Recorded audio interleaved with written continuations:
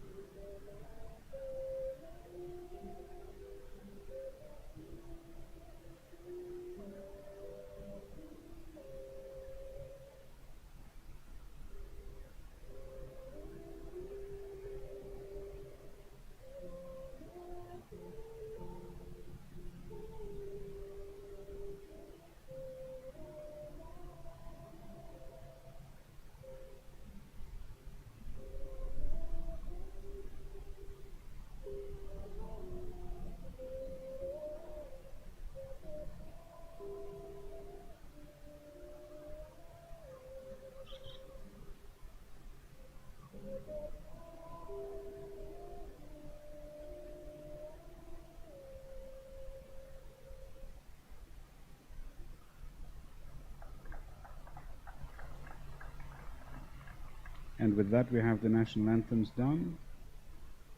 Warm welcome to all the viewers. Thank you for returning for the second match for the day. This is the fourth match in the Sano International Men's Triangular Series. This game is between Cook Islands and Japan. Cook Islands have won the toss and have elected to bowl. Earlier this morning, Cook Islands played Thailand, and they had a bit of a disappointing result. Thailand got the better of the Cook Islands in the return leg, having lost the first game on the opening day. They put in an improved performances with both bat and ball, and also displayed improved fielding today to restrict Cook Islands to only 72 runs, which they scored with about 7 overs remaining. So Cook Islands will definitely want to prove a point over here. Japan have won the first game in their match versus Thailand and are sitting pretty at the top of the table. By virtue of their win this morning, Thailand have actually overtaken Cook Islands on the net run rate as well, even though they have 2 points from 3 matches. Cook Islands will need to register a win here if they want to guarantee a spot in their final, or at least boost their chances of getting into the final. There are 2 more matches yet to take place tomorrow.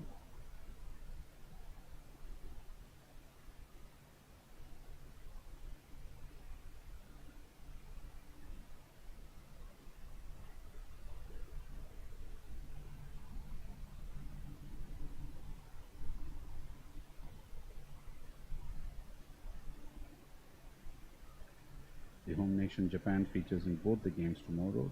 The morning game being Japan versus Cook Islands for the return leg of their games, and then Japan take on Thailand in the afternoon. I don't think any team is going to rest on their laurels just yet. They will want to make the most of every given opportunity.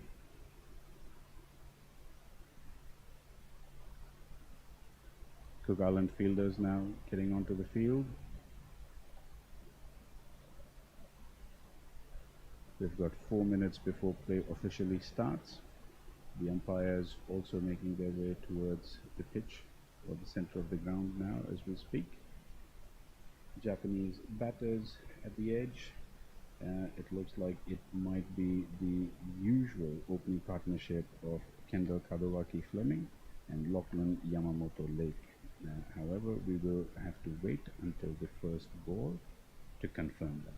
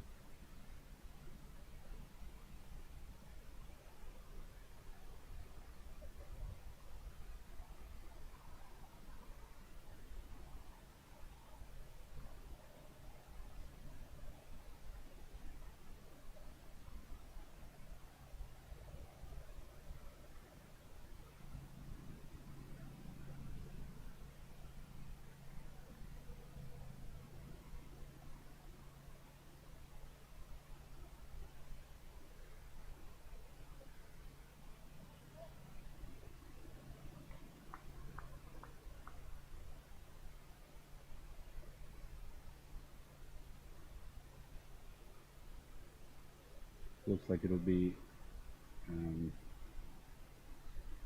what's his name? Corey Dixon?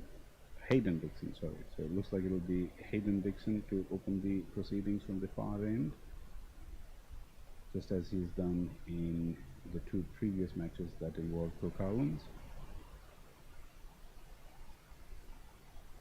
Yamamoto Lake will be on strike. Kadowaki Fleming at the non-strikers end. Umpire Vipin Sukhwal gives the call. He's making sure all the fielders are where they should be. No more than 2 fielders outside the circle. This being the power play. There are only 2 fielders that are allowed outside the 30-yard circle.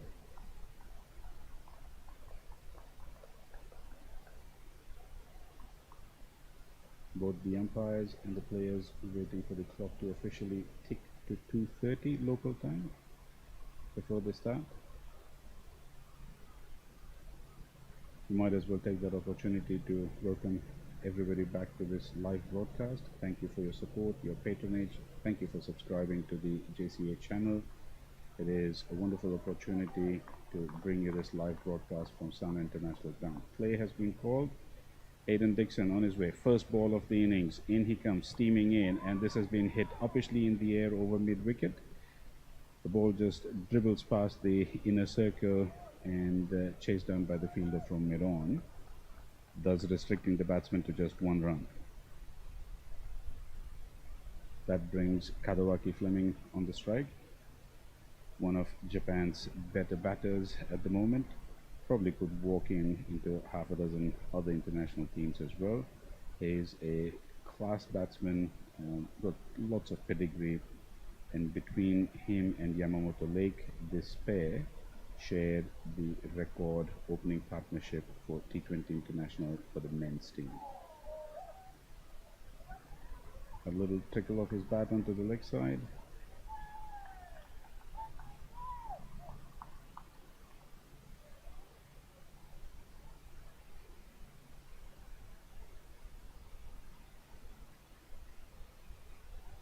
Proceedings well in the way.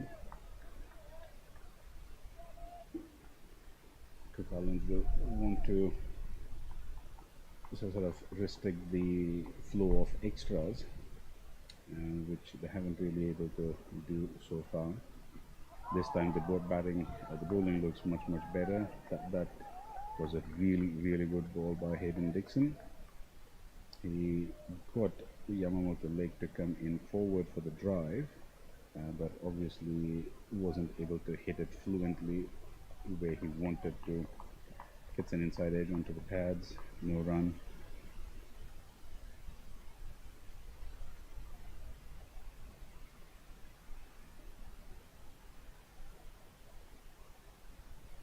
In comes Dixon again.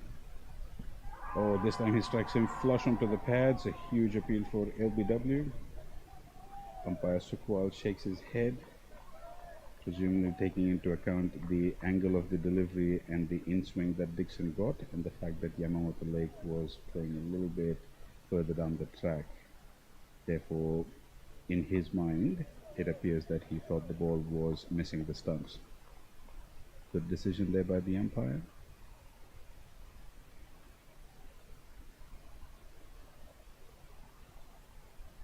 We can see on our screens that Yamamoto Lake is actually batting outside his crease. Across he comes again, misses the ball again this time. Just a touch of in-swing from Dixon. Has managed to keep a tight lid in the scoring over here, not given any freebies.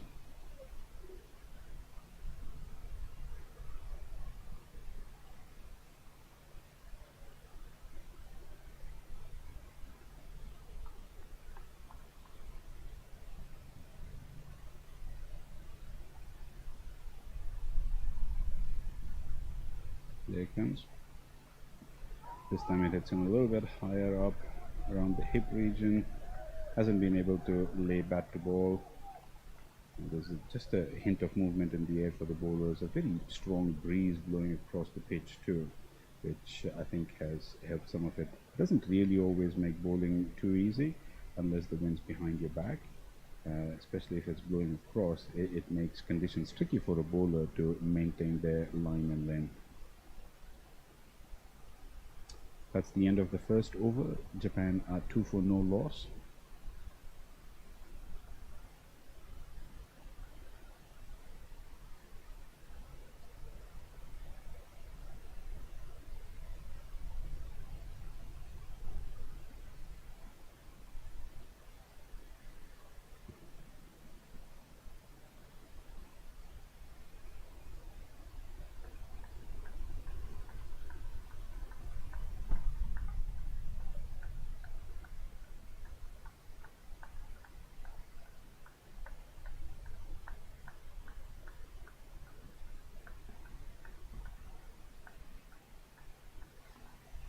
Oscar Taylor to open the proceedings at the other end, and he comes with his left arm. Kendall skies it high, it goes over mid-off, and that has been caught. What a blow this is for the Japan team. What a huge blow. Kadawaki Fleming, their premier batter, the captain of the team. It feels as if Taylor just pulled the length of that ball a little bit shorter than what the batsman had expected. Kadawaki Fleming goes with the intended drive towards the off region. He got a lot of elevation on that ball, just didn't get the distance, and a superb catch by the fielder running backwards. Kept his eyes on the ball. A little bit of a juggle at the end, but managed to control that catch. Big blow for Japan very early on. They lose their first wicket with just 2 runs on the board.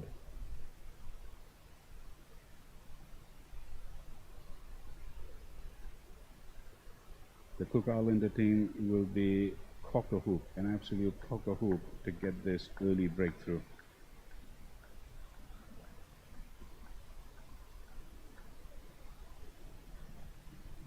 It's not often easy to set targets in difficult conditions like this, especially when the pitch is a little bit bouncy and there's a bit of swing in the air and a strong breeze coming along.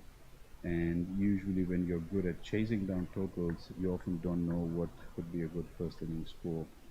Earlier this morning, we had 72 all out. Now, clearly, I believe that Japan are capable of making more than that, and I think they will. And they do have the bowling also to defend those sort of totals. I think anywhere with 90 to 100 on the board, and that would be a relatively safer total for Japan to defend over here on their home turf. Abhishek Anand is the new batter. He's on strike now. He's played one delivery and left the second one. I don't know if he had a chat with his skipper as he was walking into the ground, trying to gauge what the conditions are like and how the pitch is playing. More often than not, batters do that. Just give your incoming colleague a little bit of information as to how the pitch is behaving. We saw a beautiful ball being bowled over there by Taylor. Just held its line, held its angle, and left the batter. Good take over there by the keeper.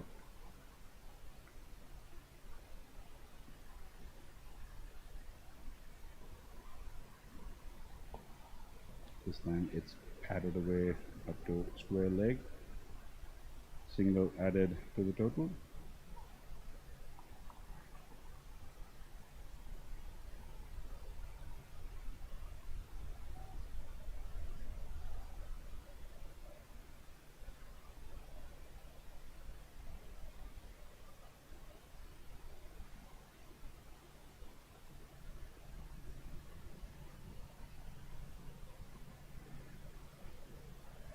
Just glanced on leg side by Yamamoto Lake.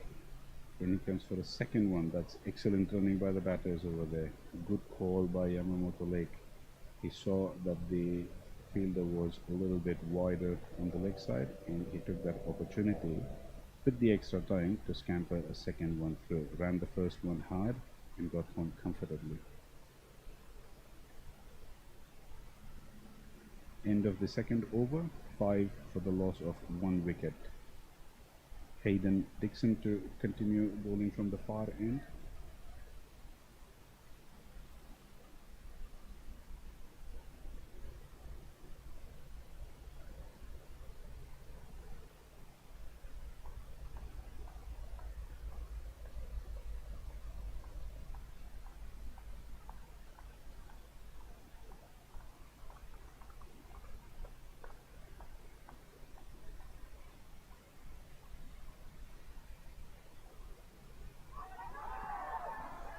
Ooh, big shout there, big shout, asking the umpire whether there was an edge. Umpire declines the appeal.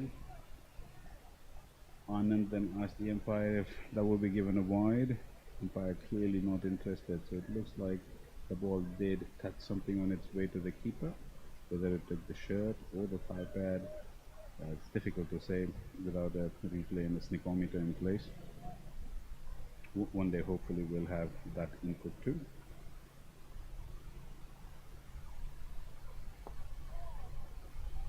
Good ball there by Dixon.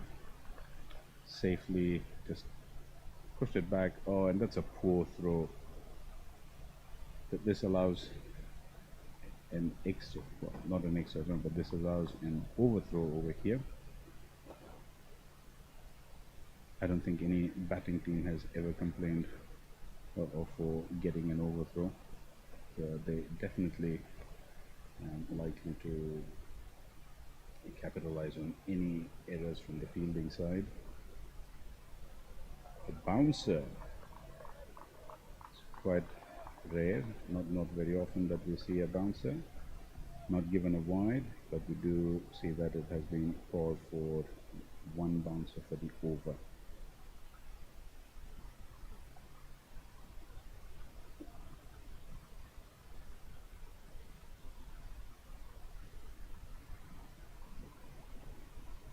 Cook Allen's definitely ramping up the aggression here, mixing good deliveries with shorter ones.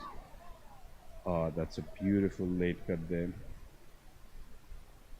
It's a shame that it only gets a single. Third man in place for these sort of shorts. Yamamoto Lake wising up to the occasion, saw that there was a gap over there, easy run to be had, didn't try anything fancy or flash, didn't go for a big pull over there, took advantage of that short ball outside off stump and just glided it into that vacant third man region. This time Anand's given it the big heave-ho, but hasn't got the timing right on that. And therefore the ball didn't make it past the fielder at mid-on.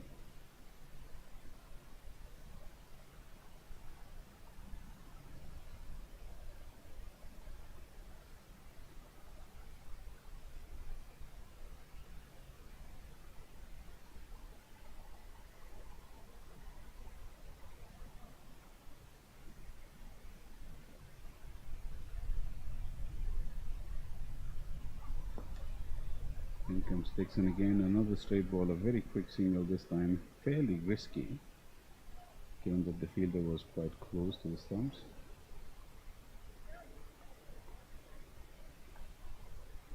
That single brings us to the end of the third over.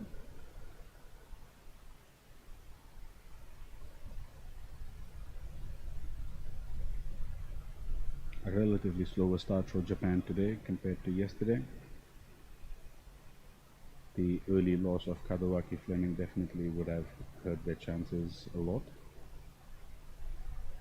And it's quite possible that they have watched the game this morning and realized that the best approach is to take it steady and make sure you accumulate as many runs as you can and get the big shots in for the poorer deliveries.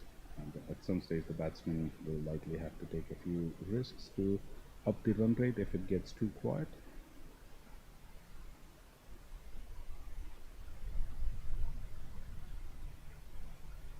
There's another big heave-ho. This one's aerial as well. Fielder running from point and he hangs on to it. Wicket number 2.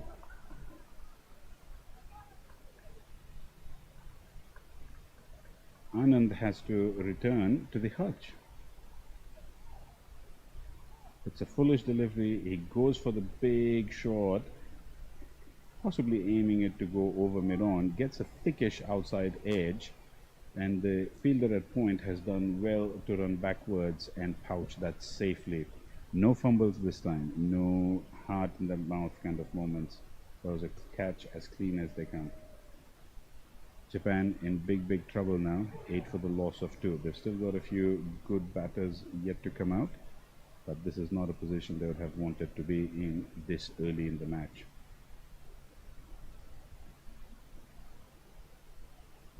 Cook Islands finding their mojo today. That loss to Thailand this morning would have hurt them, and they're out here to prove a point that they can compete as well.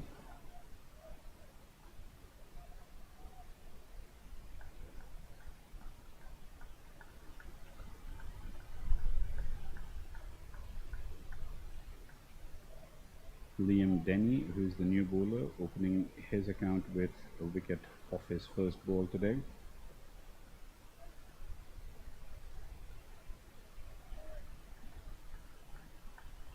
The new batter in is Benjamin Ito Davis. He's had a good JPL this year, made a few handy contributions. Beautiful cover drive there from him. Gets off the mark first ball.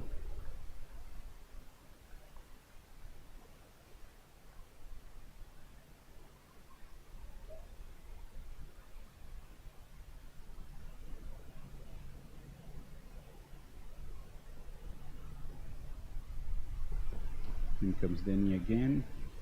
This time it's cut in the point area. Unfortunately for Yamamoto Lake, it doesn't manage to get it past that fielder. There's cut off that shot and any possibility of runs.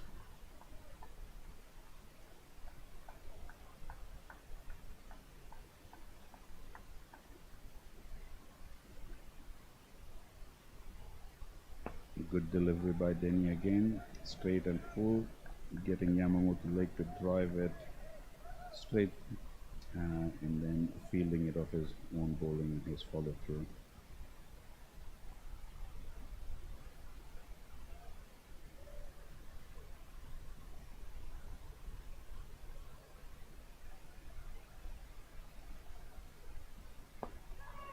That's a straight lofted drive past mid-on, and that goes for 4. Necessary runs for Japan over here. Yamamoto Lake is not the sort of player who is going to hang around and die wondering. He will take the attack back to the bowlers. Saw the straightest delivery and took his opportunity. Came slightly across his stumps to get in line with where he wanted so that he could free his arms and hit it in the vacant area past mid-on. Beautifully executed uppish drive. Goes along the ground this time and gets a single.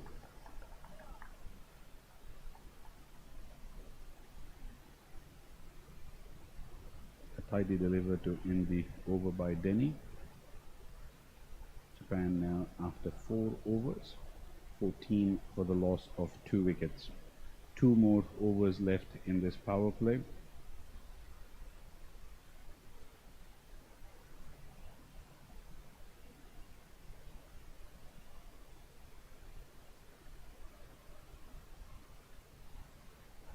We have a change in bowler at the far end. Hayden Dixon will take a little bit of a rest, and Oscar Taylor will return. He just changed ends.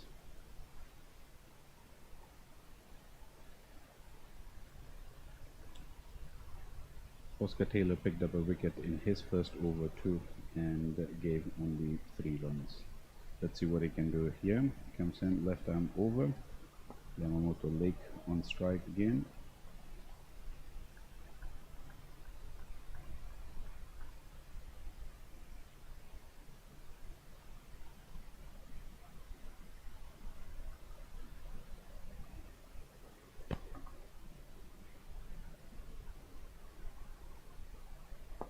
Hits it straight back to the bowler and shelled it.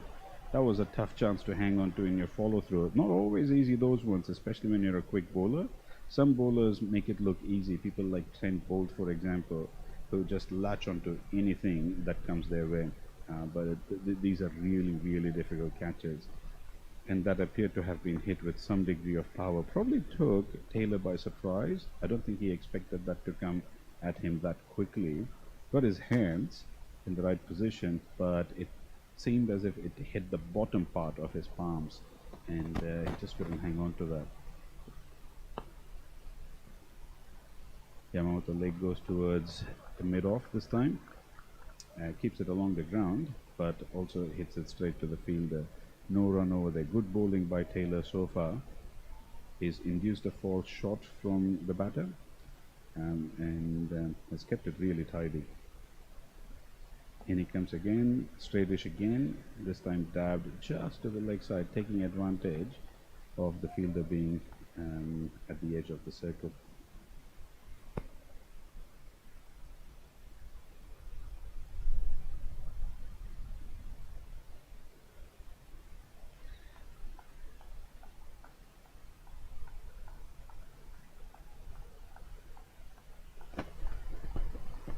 Ito Davis now taking strike.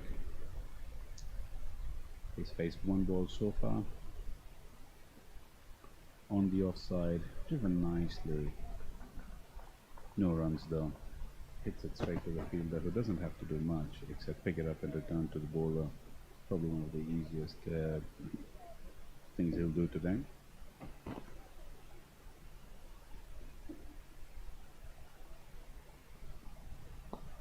This one's hit a little bit officially to a more slightly straighter field, and the fielder at mid-off runs to his left and cuts it off. No runs added to the total. Dot ball to end the 5th over. Japan remain at 15 for the loss of 2 wickets. It has been an eventful start for this inning. Kadawaki Fleming going early, and then Abhishek Anand showing some intent in getting aggressive, but also hold out to point when he mistimed and got a thickish outside edge. Since then, these 2 batters have tried to play safely. Yamamoto Lake has hit 1 carefully judged boundary over mid-on, but in the meanwhile they've been happy to just take whatever singles they have been on offer and not take too many risks. Probably a sensible approach given the loss of 2 early wickets. Right, slightly wide-ish delivery over there.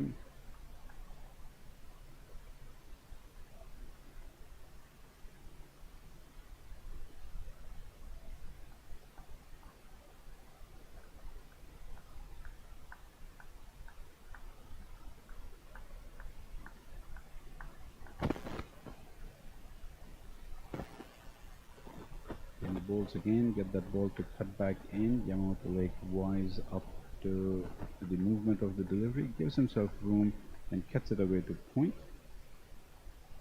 Gets a single in the process.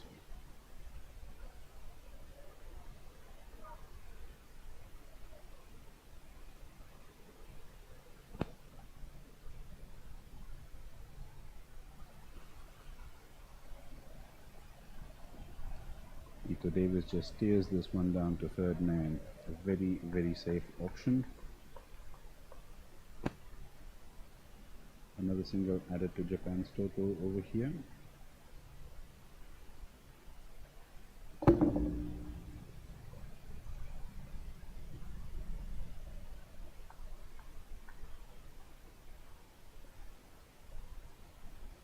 In comes Denny, no ball called by the umpire. That was bold. It was a beautiful in-swinging, in-seaming delivery as well. Cut back in sharply off the pitch and takes the middle pole. But umpire Thurgate had called that a no ball way before that. What an unfortunate turn of events for young Liam Denny over here. And lucky for Yamamoto Lake to have survived that. Will have a free hit as a result of that no ball. Denny will have to bowl that again, and he'll be ruining the fact that he has missed an opportunity to get a wicket. Yamamoto Lake launches this. It launches this high and mighty, and that goes for 6. A big 6 over cow corner. That went at least 5-10 meters beyond the rope. The fielder over there is clutching his hamstring a little bit. I hope he hasn't injured himself. Oh, he's still struggling. He's still struggling. He's called for the physio. Cook Islands will need a substitute fielder over here. But even if he was fully fit, there was no way he was getting to that ball. That was a big, big 6 by Yamamoto Lake. Beautiful, lovely shot. Was right in the slot. Put all his power and timing behind that.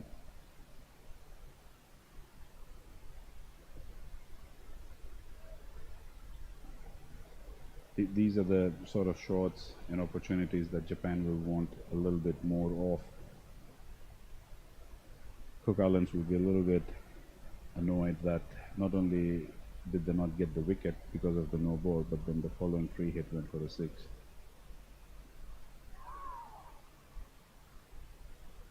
And then he's followed that up with a wide delivery.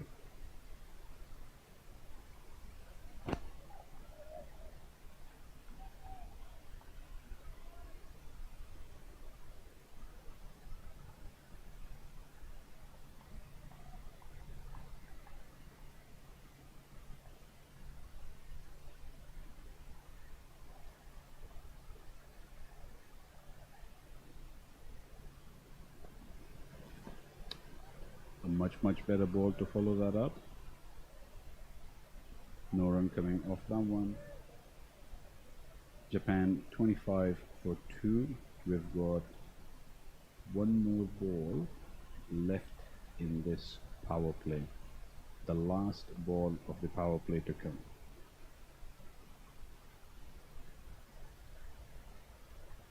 And this one slapped over extra cover. The ball's running towards the fence. It crosses the boundary. Another 4 runs to the total. Japan will be happy with this effort. They've managed to pick up a few crucial runs in this over. It has been a relatively expensive over from Denny so far. 14 runs coming off that one. And it brings Japan's total to 29 for 2 after 6 overs.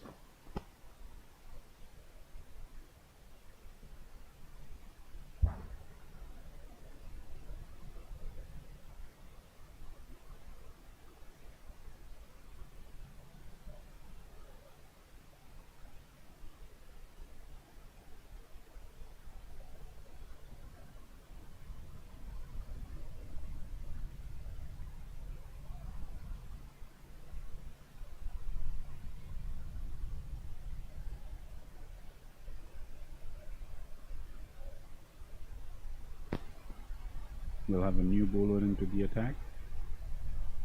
The skipper Mara Ave taking his time to set his field for the new bowler.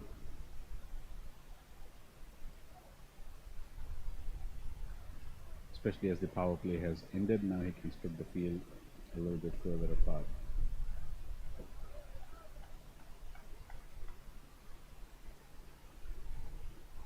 Last minute change to the field once again.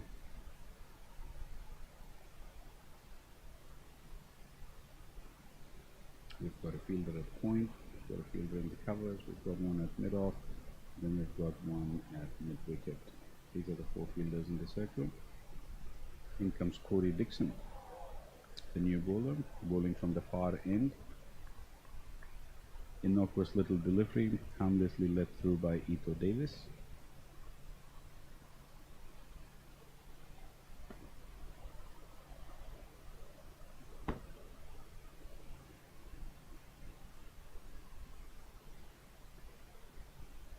Bowled him. Got that off-stump peg knocked back by a wonderful delivery that just cut back in off the seam.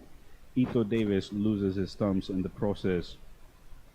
First strike by Corey Dixon. Look at that beautiful delivery, just shaped a little bit in and then came back in with the seam again. Ito Davis missing the line of the delivery and in the process losing his off-stump. Japan are now 3 wickets down. Still early stages in the match, only 6 overs in. It's not a situation you'd want to be where you lose your 3rd wicket in the 7th over.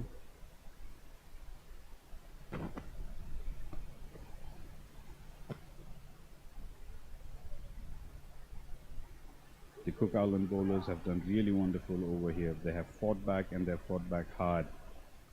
The loss of that wicket now brings Sabaorish Ravichandran to the crease.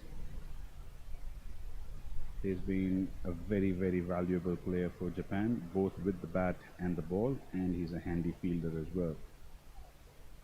He basically saved them the game the other day, was top scorer in that innings versus Thailand yesterday, and also got a couple of wickets. Let's see whether he can bail out the team once again.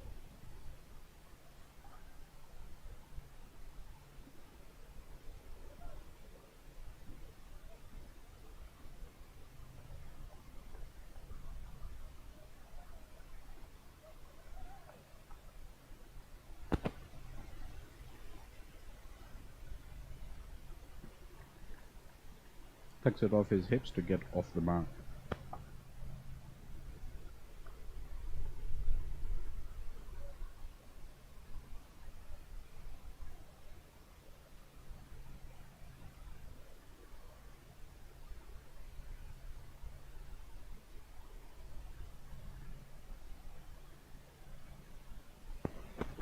Yamamoto leg back on strike now, the senior partner in this partnership.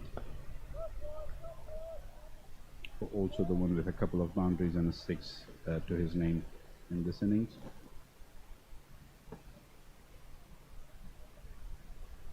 He'll probably maintain that aggressive role over here for this partnership, and Ravichandran might rotate the strike and take the opportunities to score freely whenever he gets presented with one. This time Yamamoto Lake cuts it backwards of point and he gets 2 runs in the process. The fielder having to run from 3rd man to the backward point to pick that up.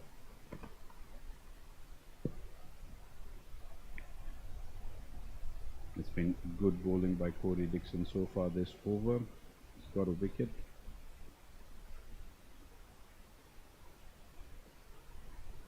Another nice ball. Pretty much on target. Yamamoto Lake looking for a cheeky little single there, but denied that opportunity by some good footwork from the bowler. That is the end of the over. Japan now 32 for the loss of 3 wickets after 7 overs. Let me repeat that, 32 for 3.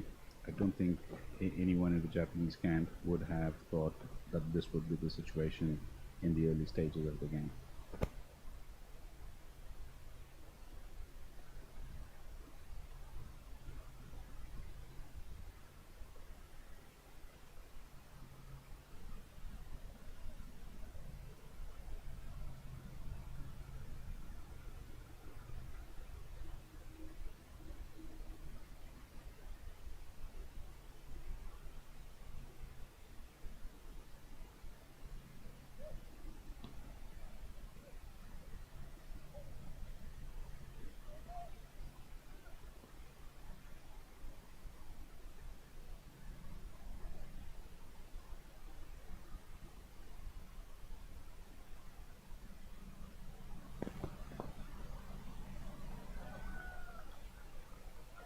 We've got spin into the attack now.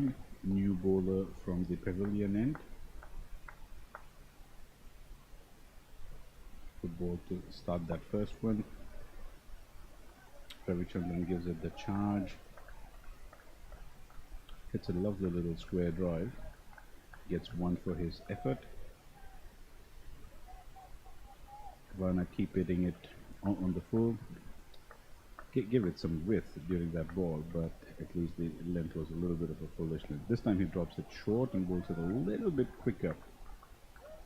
Yamamoto Lake having no option but to defend it to the offside.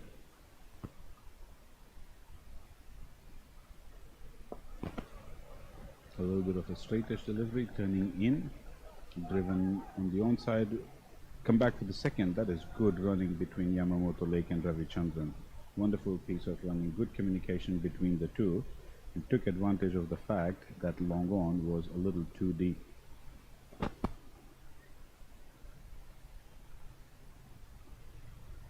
Kawana won't mind that, as that keeps Yamamoto Lake on strike. No bowler wants to give 6 singles in an over, as that disrupts their rhythm. They'd rather bowl to the same batter as often as possible in an over.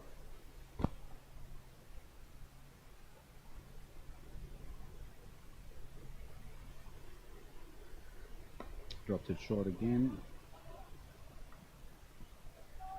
Pulled there by Yamamoto Lake towards long on. Gets one run in the process. A quick end to this over.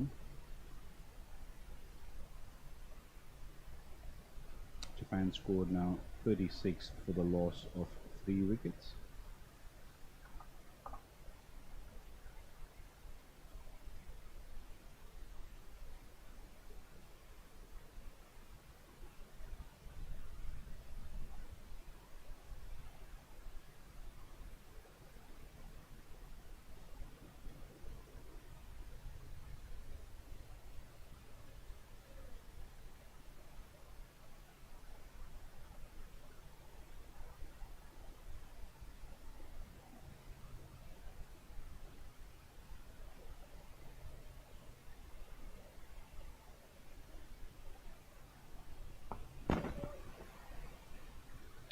Corey Dixon continues. Lovely on drive there by Yamamoto Lake.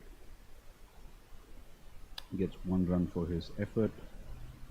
Brings Ravichandran into the strike.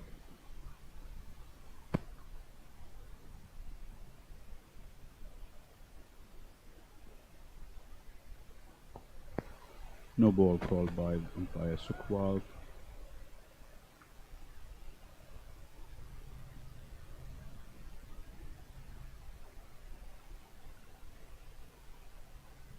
The thing with no balls is not only are you giving an extra run and an extra ball, but then the following delivery also is called for a free hit, which basically means that the only mode of dismissal that is active or relevant for that delivery then is a run out.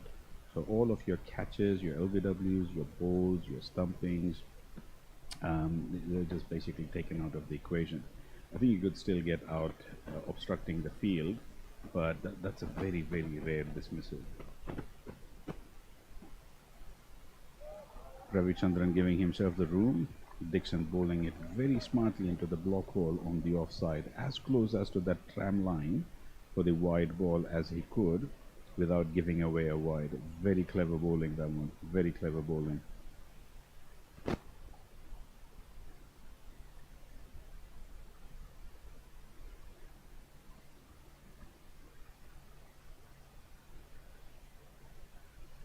Ooh, beautiful delivery once again. Just steered off through the wicket and slip over. There could have been a catch if the keeper had managed to get to it. Pickering is the keeper for the Cook Islands team. Has been really good so far in this series.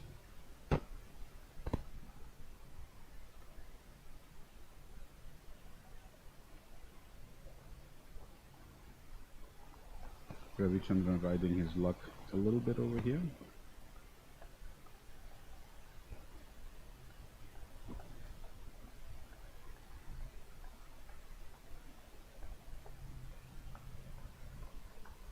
A bit of A long applause from his teammates for him.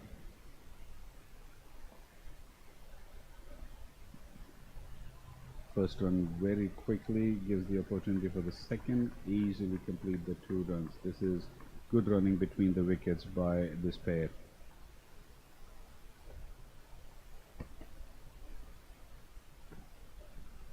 Very sensible placement of that shot by Ravichandran as well.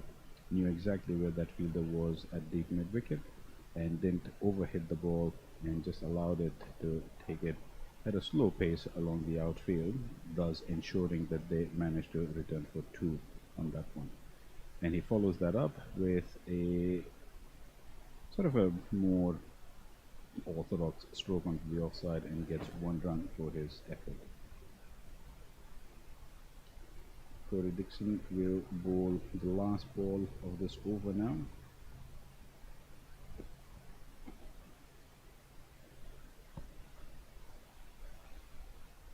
Remember, he had to bowl an extra one because of that no ball earlier. Ooh, this one was flirting with the edges of the limitations for a wide delivery. The umpire doesn't think it was wide enough and lets it go by. 9 overs completed. Japan are now 43 for the loss of 3 wickets. Rebuilding stage in progress at the moment after the loss of 3 quick wickets earlier on.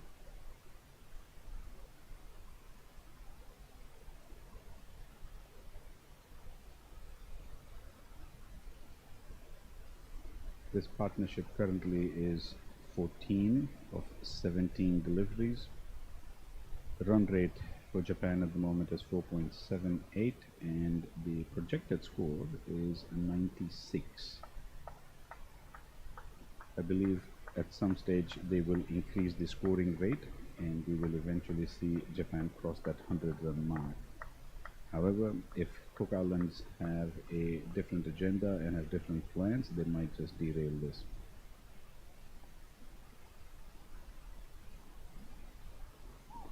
Short dab to the leg side and an overthrow brings them an extra run. 2 runs there. And I think this is a little bit of a poor match or field awareness from the Cook Islanders. There was no person backing up that throw that came in from short leg.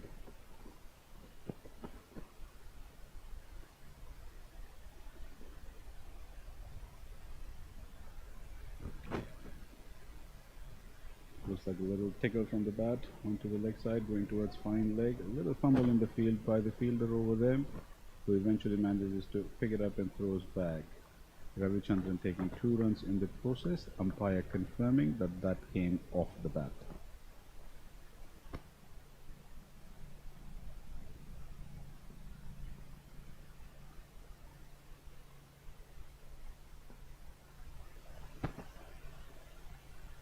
Ooh, nice little lane swinger, just tails in.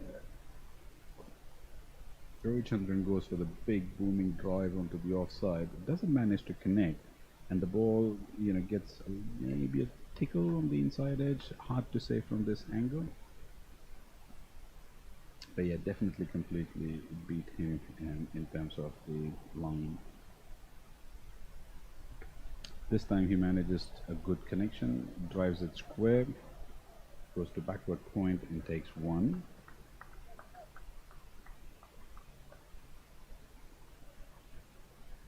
Liam Denny has bowled a better over this time round. 5 runs from this one so far.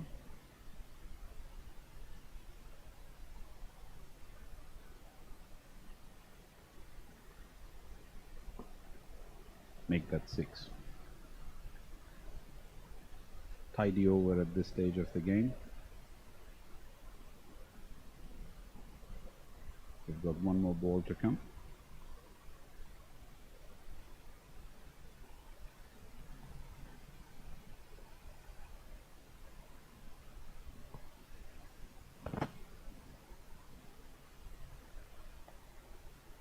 This time Ravichandran goes for, oh, I've been so close. He goes for a risky run. cuts that ball towards backward point, and I think he was confident that the fielder wouldn't get to it on time and was just taking his time running towards the non-striker's end before he realizes that the fielder had actually got to it quicker than he thought. Fielder then fires that throw back at the non-striker's end, and Ravichandran has to put in a dive and manages to get home safely. If that had been a direct hit, it would have been a much closer call. And with that, we have the end of the over. Japan have reached 50, the first milestone for them in this innings, something that they would have wanted to ensure was in the bag in due time. Players are having a drink out there. The Japan coach comes out to have a chat with his players too, probably giving them suggestions on what he thinks would be a right approach at this stage of the match. I don't think he's telling them off or anything like that, but communication is always good between players and the coach. Everybody needs to be aware of what the plans are and how best to execute those.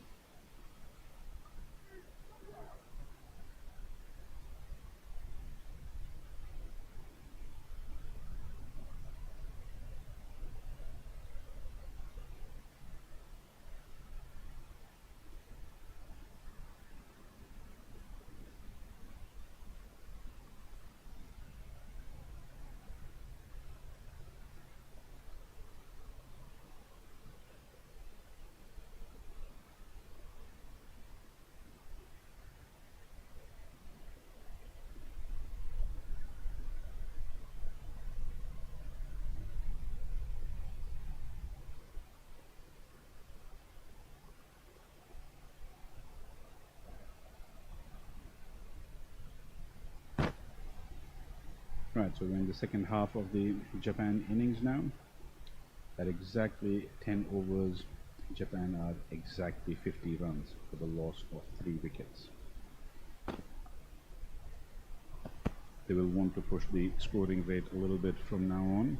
I think they probably may want to set a target of around 120, 130 on this pitch.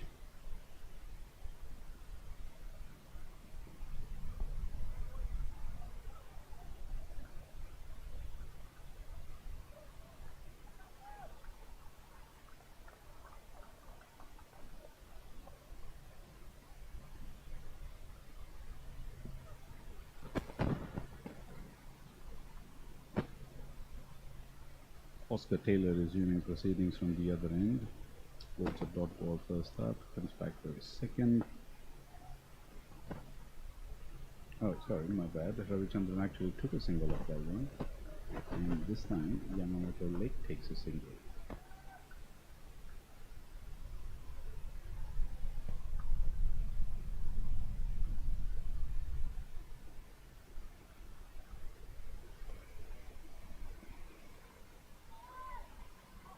Okay, very risky shot there by Ravichandran. Tries to go for a scoop ramp, not really a scoop, whatever that shot is called nowadays. Doesn't connect it as well as he'd have wanted to. He probably would have wanted to go really fine towards the fine leg region. Ends up managing to get it somewhere at the 45-degree angle instead, and there's a fielder to protect that. Yamamoto leg goes for a square drive. This goes into the gaps. Finished 1 run. Fielders chasing it. Batsman back for a second. That's good placement by the batter and good running by the pair. This partnership now worth about 26 runs. Very handy partnership given the stage of the game. But both of them got together at the crease when Japan's score was only 29.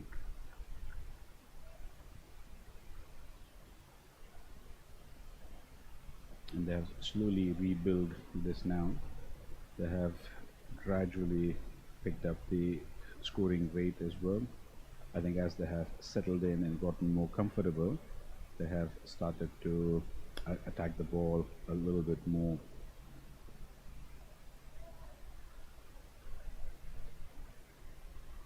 One more run added to the total over there. Yamamoto Lake was in position to go for a big one down the ground. Unfortunately got a full ball down towards the leg side, adjusted his position, and he got a trickle to sort of a fine or square leg, I would say.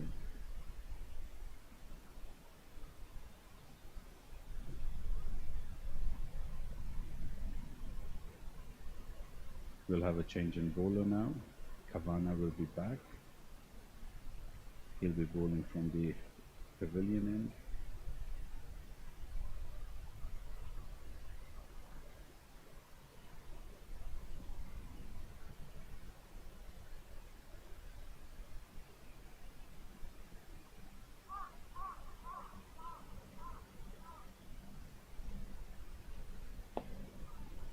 Batter coming down the ground, hits it towards long on. One more run added to the tally. Japan score ticking along nicely now, even though it might be at a slightly slower pace. Ravichandran giving himself room and hits that over the extra cover region. Fielder comes round and stops it before the boundary, restricting the batsman to just 2.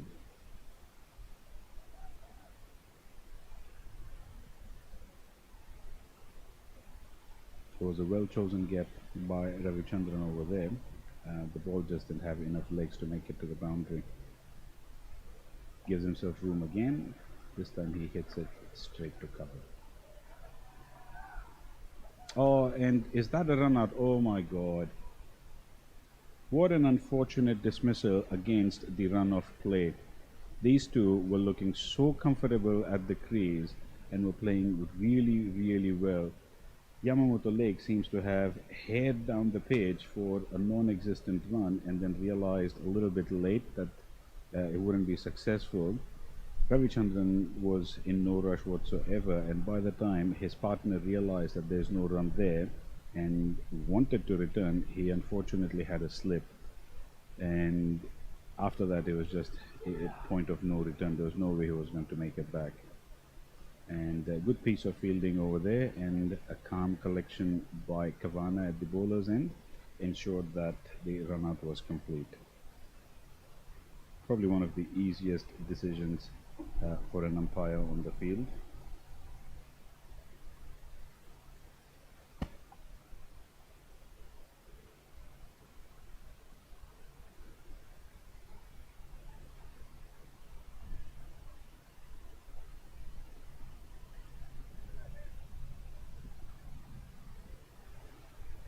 Yamamoto Lake departs for 33 of 37 balls. He had played very well up until this point. Kavana comes in. Ravichandran gets this bag slightly leading, sort of short. Almost managed to get to the bowler on the full. Could easily have been a cotton ball if not for the drop.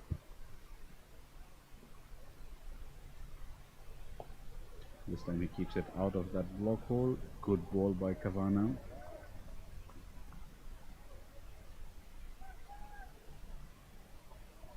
The new batter at the non-strikers end at the moment is Koji Hardgrave Abe. Ravichandran pats this back behind square and he gets one run off the last ball of that over.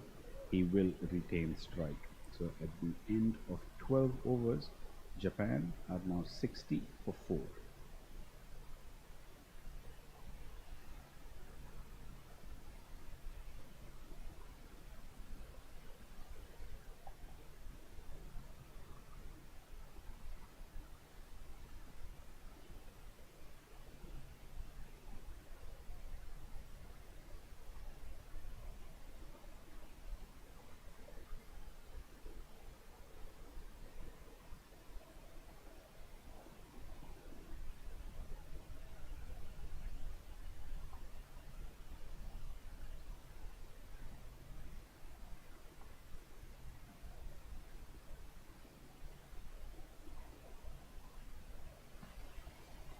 Liam Denny returns to the attack now. He's bowled 3 overs for his 27 runs, the second of which was the most expensive of the lot, and he's got 1 wicket. He comes in again, bowling his little in-swingers, in-seamers.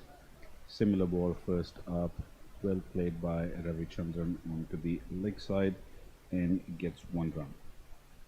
That brings the new batter Hargrave Abe on strike now.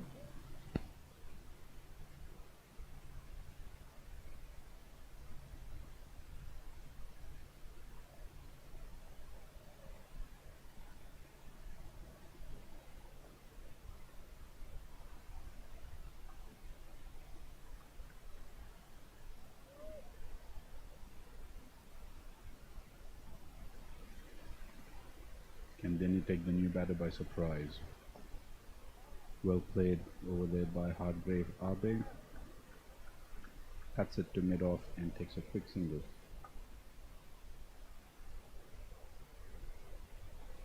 Hargrave Abe was the captain of the under-19 side a couple of years ago, and he's made his senior men's international debut recently. Is a good, solid, reliable bat in the middle order. Plays a very orthodox style of play.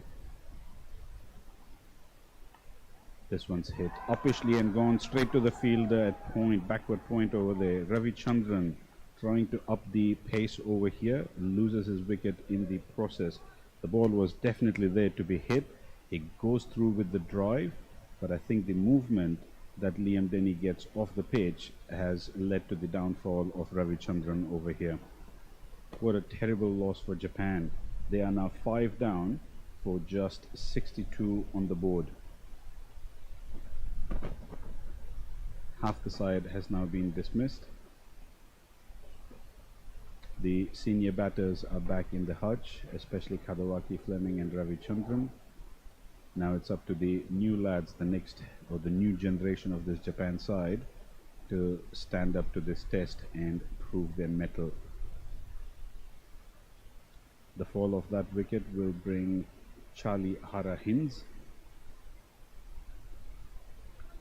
He and Hargrave Abe have played junior cricket together. They know how each other play, and I think, this is just my personal opinion, I think that they understand how each of them plays and works around that, and hopefully this should be a good partnership between the two of them.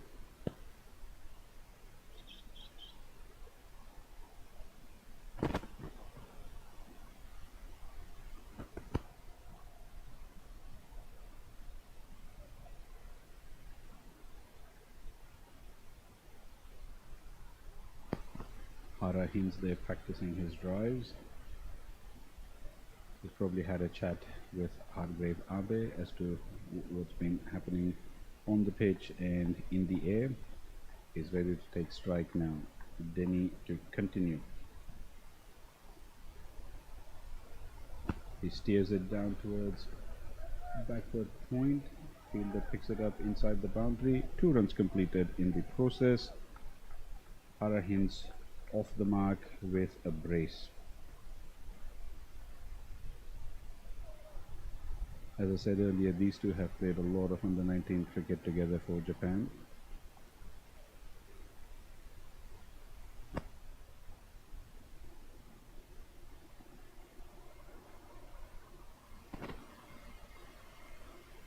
Oh, that's wrapped him on the back pad. Big shout for LBW. Umpire signaling that it had pitched outside leg stump and therefore not out. Good decision by the umpire on the field. The level of umpiring today has been excellent, as has been the case in this series thus far.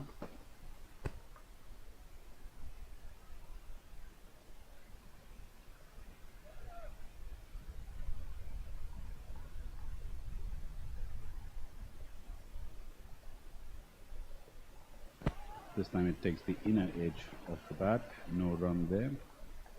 Liam Denny completes his 4th over and his quota of overs for this match now.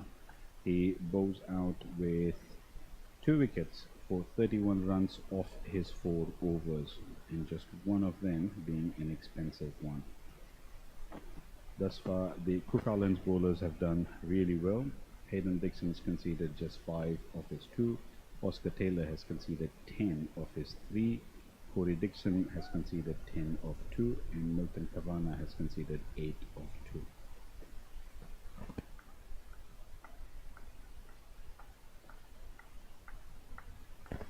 Cook Islands skipper Mara Ave into the attack now. He bowls right arm spin, off spin I think.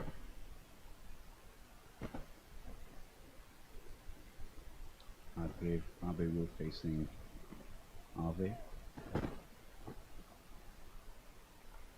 It's a very interesting juncture in the match now. 7 overs yet to go. That's a big booming drive down the ground for a single. The dilemma facing the Japan batters at this stage will be whether they try to accelerate and risk losing another wicket, or whether they play safely for the next 2 or 3 overs and then try to accelerate, thus limiting the scoring opportunities that they might get. Not an easy position to be in.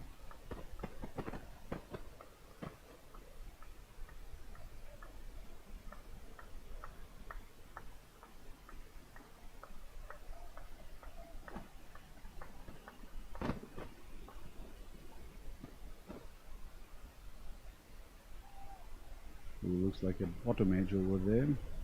Evades the keeper as well. Batters take a single and the umpire gives it as runs. So definitely an under edge over there off the bat of Hara Hins. Looks like this ball didn't bounce a lot. Probably took everybody by surprise.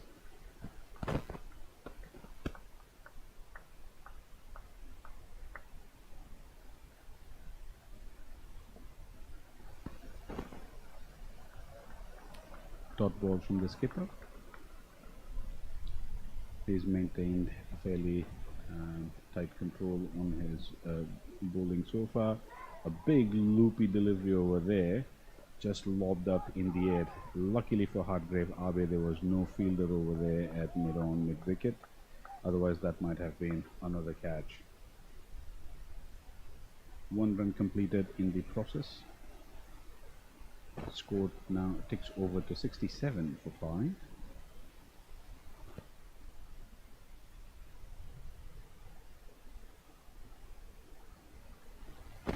Here comes Ave again. Gets a little bit of a bounce and turn. Hara Hins completely surprised by that, who's now signaling to his partner too that that bounced a little bit more than what he had anticipated. Final delivery of this over coming up. Big loopy delivery. This one was driven on the off, kept it along the ground, well intercepted by the fielder at short cover point. Sorry, at short cover. A good quick return to the keeper as well. Batsman safely home. 1 run to the total. 68 for 5 now Japan after 14 overs. Current run rate sitting at 4.86, projected score still at 97. The loss of those 2 quick wickets, that of Ravichandran and then followed by Peter Davis, and really have derailed this Japan innings over here. Sorry, the wickets of Yamamoto, Lake and Ravichandran really have derailed this Japan innings over here. They would have looked at being in a much more comfortable situation now compared to what they are. Corey Dixon back into the attack. We see that the Cook Island skipper has been rotating his bowlers. He hasn't given any bowler more than 1 over after the opening spell, where they got 2 each, and he's kept changing them quite regularly, thus not allowing the Japan batsmen to sort of settle in or find their rhythm against a particular bowler. Good captaincy there. On driven by Hara Hins for a single.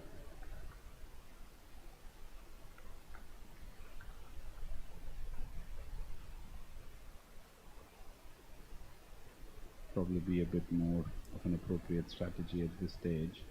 just to keep accumulating them sedately. Even if you get about 4 or 5 runs and over via singles and then hit the odd boundary, you still might be looking at a target of about 110 or so.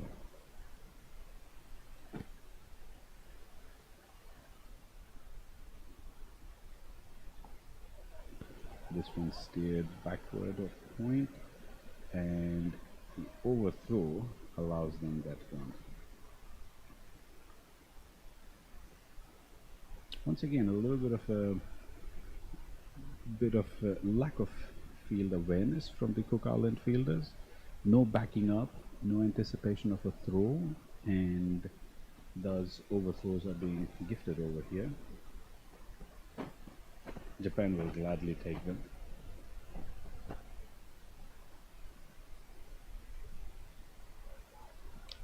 Big hit was in the offing, play and a miss over there. The ball sails safely through the keeper.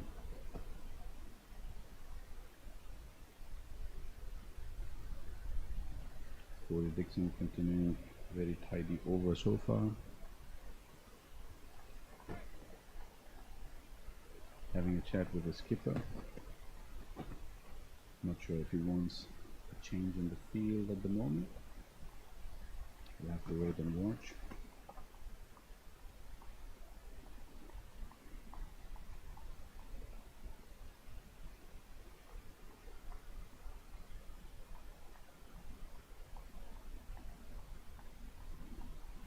Okay, the short mid-wicket goes a little bit deeper to the edge of the circle. Long off remains in place, deep mid-wicket remains in place, mid-on remains in place. And as it always often happens, the ball goes to where the fielder was the previous previous delivery. The batsmen take advantage of that change in the field. Arahin's just pushing it towards cover, and it gets a single. Japan scored now 71 with a loss of 5 wickets. The last ball of this over coming up. Ooh, looks like there was a bit of a movement. Umpire signals there was an inside edge. Well taken by Pickering, the keeper. That's a lovely catch. Let's watch this replay again. Here we go. The ball swings in a little bit, tails in with the seam. Hargrave Abe goes hard at it, trying to drive it towards extra cover region. Gets a faint inside edge, and very smartly taken by the Cook Islands keeper over there. That is a beautiful catch. Japan now find themselves 6 down. Very precarious position to be in.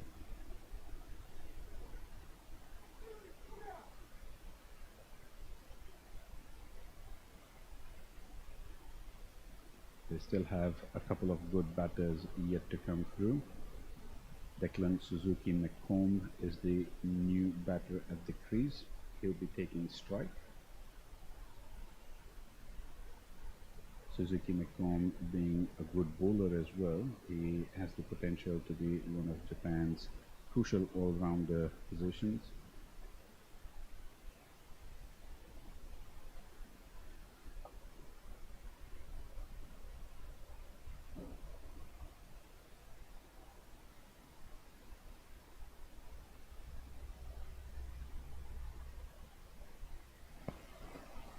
With the change of the over, we have a new bowler at this end now. Milton Kavana is back in the attack.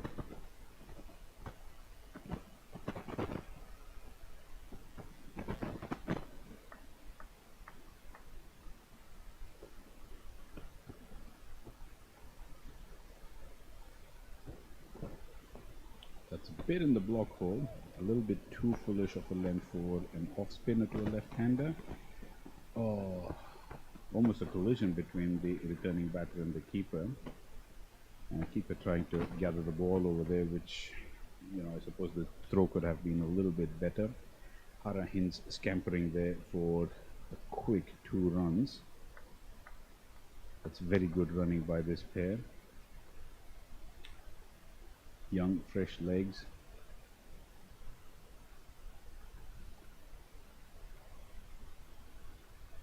They take Japan to 73 for 6.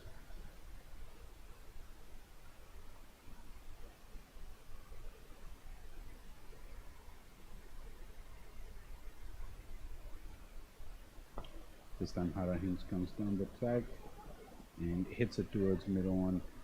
He gets 2 runs for his effort. Good use of the feet over there and good placement, bringing him 2 runs.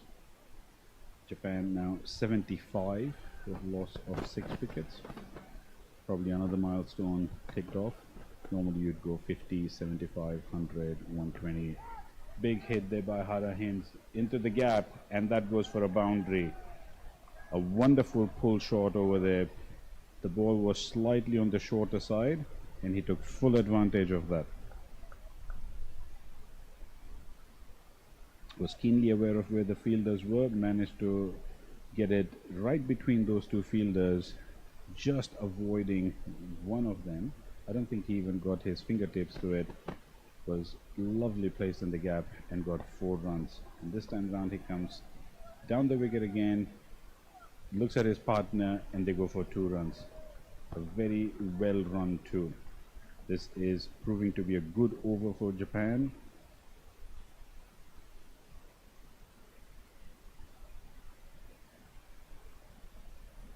Ten-run score of this over so far.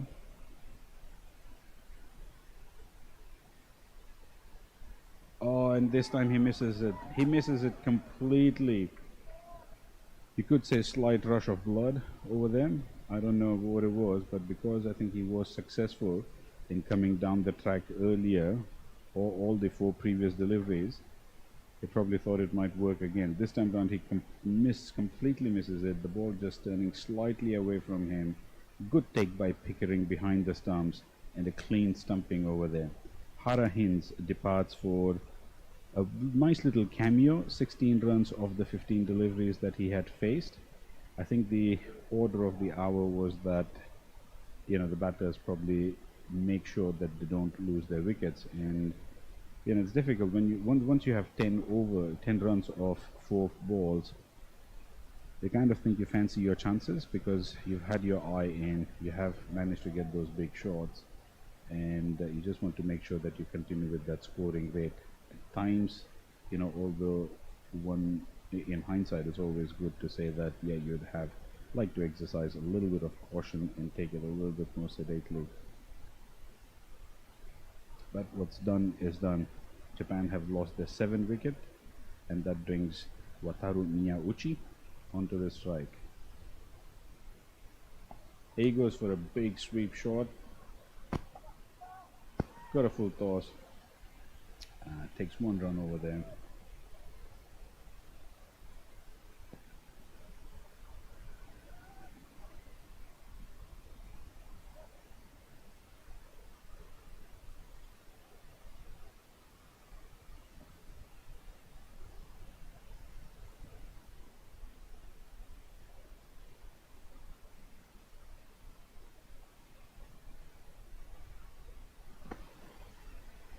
And with that single, we are at the end of over number 16. So with 4 overs remaining, Japan are 82 for 7. Their next batting target should be to cross that 100-run mark. As is the case, Miyauchi takes 2 guards, 1 on middle stump, 1 on leg stump.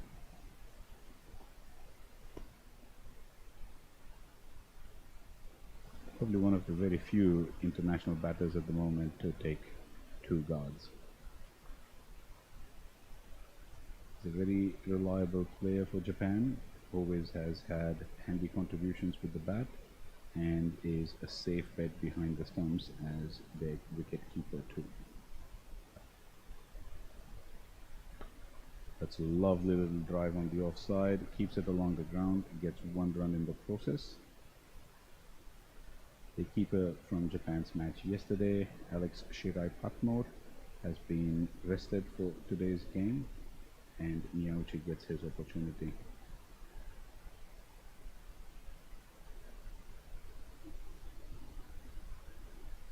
Suzuki McComb will face his first delivery of this innings now. He's being just a spectator at the other end as Hara Haynes belted 10 runs in 4 balls and then got outstumped.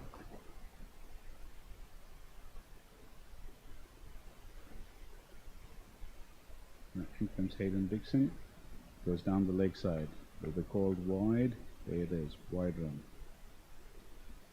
1 more run added to the total and 1 extra ball to be bowled.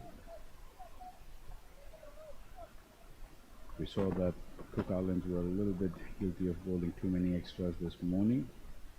So far they have bowled 2 no balls and 2 wides, so they have reined that in a little bit, kept a tighter control on it. This one's also on the leg stumps, but pitching outside leg bye is given.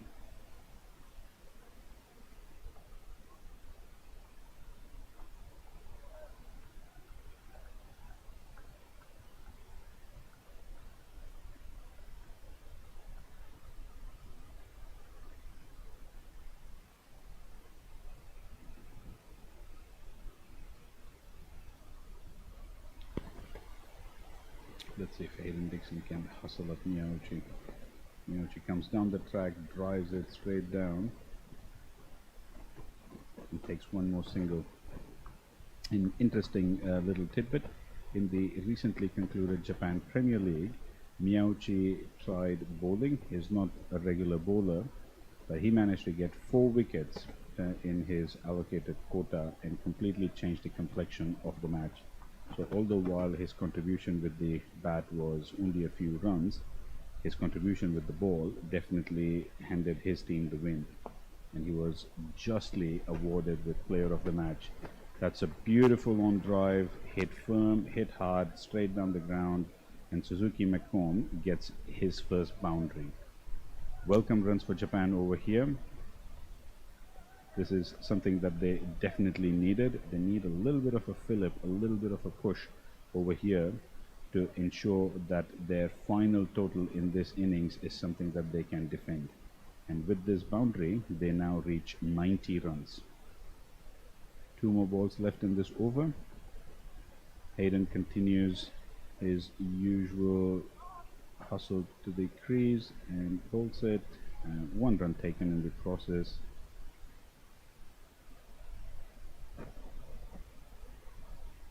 One more ball left in this over. This is the extra delivery that we get for the earlier wide. Does Hayden Dixon make it count, or can Miyauchi make it count? What will his ploy be? Will he come down the wicket again? Or will he target the leg side? Oh, he goes for a big swing. Goes for a big swing down the ground, but misses it in the process. A dot ball from Hayden Dixon to end this over. His over number 3 has given away 13 of 3 overs so far. No wickets to his name so far. He would likely hope that he can change that in his final over that will be coming up shortly. So at the end of 17 overs, Japan are now 91 for the loss of 7 wickets. 3 more overs left to go, so that's 18 deliveries. Can Japan make another 20 to 25 runs in the next 18 deliveries?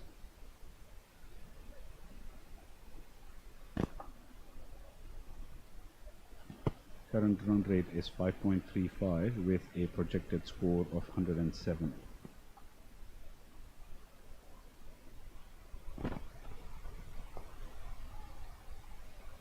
Suzuki McComb goes for the big drive again, gets an inside edge and gets 1 run for his effort.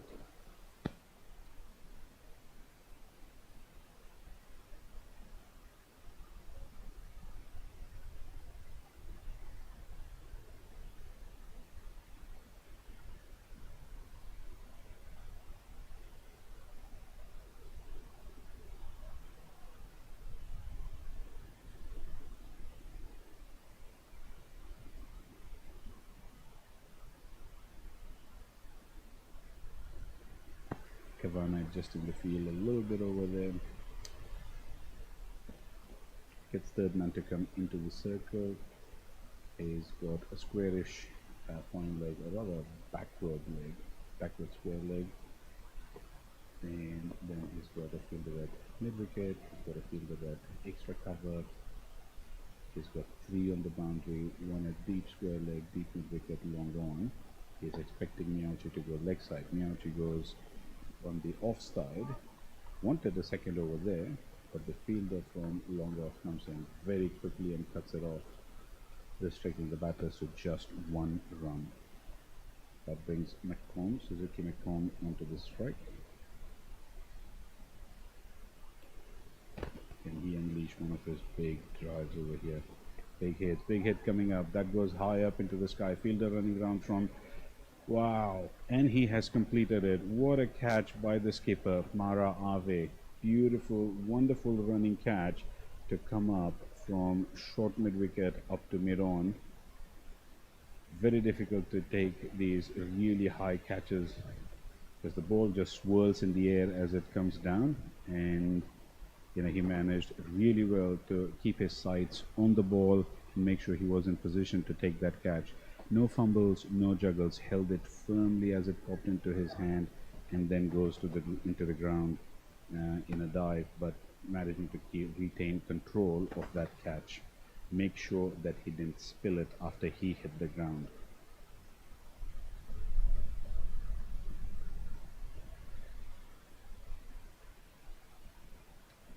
That is the end of Declan Suzuki McComb, caught by Ave of the bowling of Kavana. He scored 6 of 5 deliveries. Japan now at 93 for 8. New batter at the crease is Makoto Taniyama, who is a leg spinner by trade. Batting is not his usual forte, but he has made a few handy contributions in the JCL. He hits this one uppishly in the air towards mid-on. Very well run by both the batters. Good calling, and they return for 2. Scored now 95 for 8. Cook Islands will want to make sure that Japan do not cross 100. They've got 5 runs to ensure that, 2 wickets to take, and Japan will do whatever it takes to make sure that they get to about 110, 115 at least. 1 more run added to the tally. Final delivery of Kavana's 4th over coming out. Miauchi on strike. He goes for the reverse sweep. Managed to get a little connection. That ball just trickles finely but very slowly behind the keeper. He only gets 1 run for his effort. High risk shot for just a very small returns over there. Nonetheless, the wicket still intact. He will still retain strike. Being the more experienced or skilled batter in this partnership, I think it's important that he's the one that gets as much of this strike as he can. We've got 12 more deliveries left. Japan will want to capitalize on that and make sure they at least get 10 to 15 runs of the final 12 deliveries.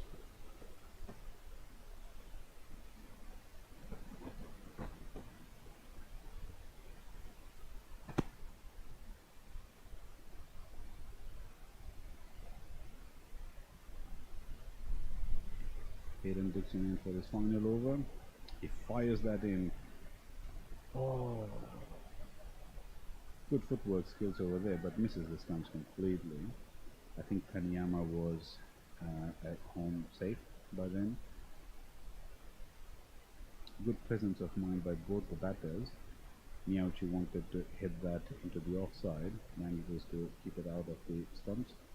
I think in the process of coming down the wicket, he converted that half volley into a yorker.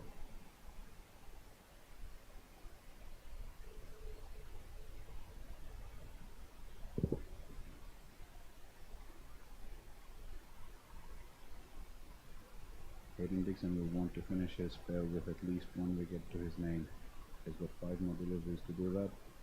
Holds it in, misses the outside edge of Taniyama's swish.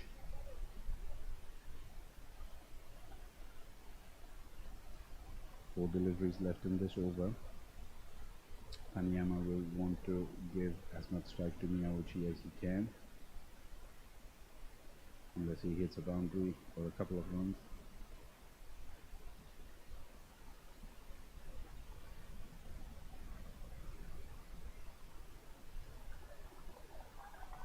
Big swish again, misses it again. Keeper collecting it safely.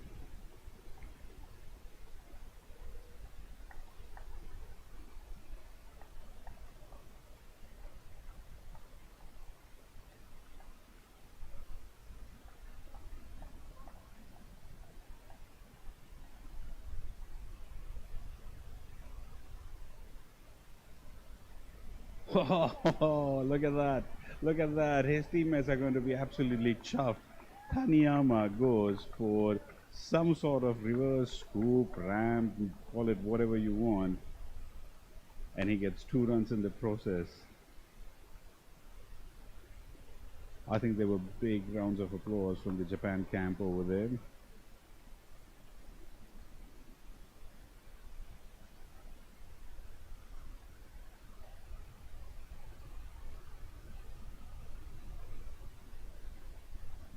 Ooh, big high full toss over there.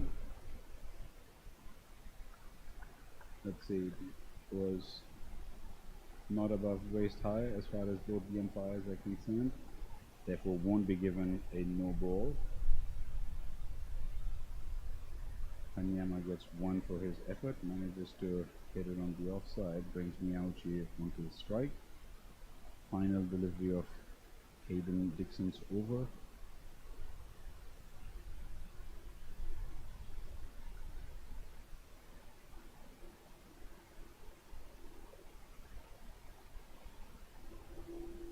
Full toss again, Miyauchi hits it aerially and this time fails to clear mid-off, who takes a clean catch over there. Wicket number 9 is down. Miyauchi perishing in trying to up the scoring rate over here. Japan have also crossed 100 runs in this process, which is another target achieved for them. I'm not sure they will be entirely happy with the loss of the wickets, and they probably would have set themselves a slightly higher goal for what they would have liked on the board. So Miyauchi departs for 6 runs. Taniyama still at the crease. He'll be at the non-striker's end. And since it has been called an over, he'll be taking strike for this final over of the Japan innings. Over number 20 coming up. Last man in is Kohei Kubota.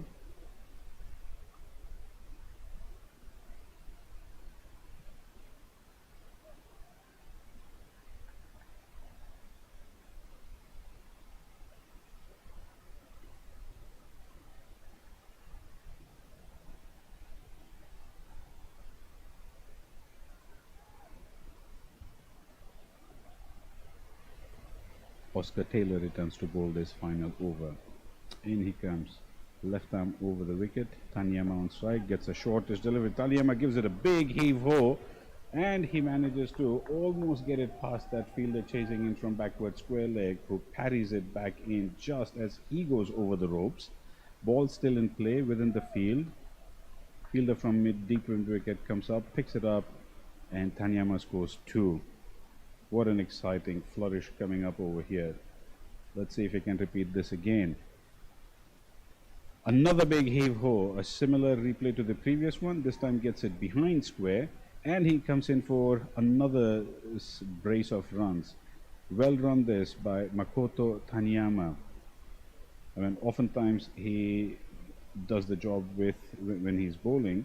Can he do something with the bat over here and put his team in a position of comfort and give his team just the necessary buffer of runs that they need? He hits it again. This time he goes high up in the air. Fielder running in from deep mid-wicket and hangs on to that catch as he tumbles down. Taniyama, they're sacrificing his wicket and trying to get that scoring rate as high as it can get. That is the 10th wicket gone for Japan. Clever bit of bowling by Taylor. He suckers Taniyama into going for the big drive again, but pulls his length just that little bit short, which ensures that Taniyama's big hit doesn't get the distance that it needs, but it just gets height. And then the fielder does the rest of the job admirably. The innings therefore comes to a close. Japan finish at 105 all out. That's 105 all out so far. Highest scorer for the innings is Yamamoto Lake with 33 of 37. Handy contributions by Ravichandran, who scored 19 of 22. Hara Hins, who scored 16 of 15. And then Taniyama 10 of 9. Good bowling by the Cook Islanders. Everybody in the wickets column. Hayden getting his wicket in his final over, 1 for 17. Oscar Taylor with 2 for 14. Liam Denny 2 for 31. Corey Dixon 2 for 13. Milton Kavana 2 for 25. And Mara Ave just wicketless for his solitary over, which went for 4 runs. We will take a 10-minute break over here from the Sano International Cricket Ground. Thank you for joining us for the first innings. We will see you after the interval for the resumption of this chase. The Cook Islands will fancy their chances over here, but Japan will definitely have plans for them. I think this is a total that their bowlers can defend. We'll see you shortly.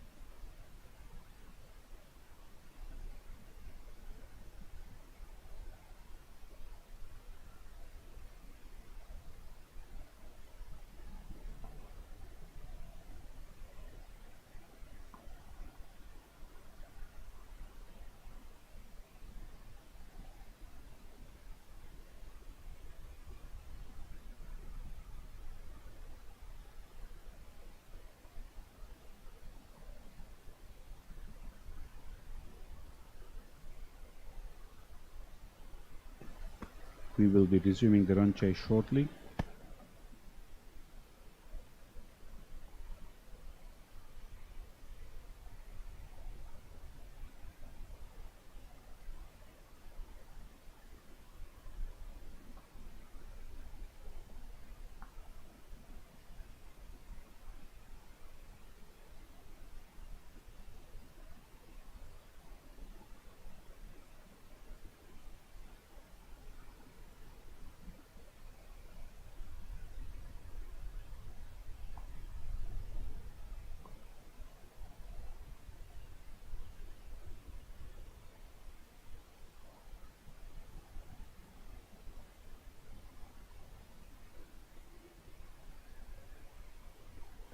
Japan have set the Cook Islands a target of 106.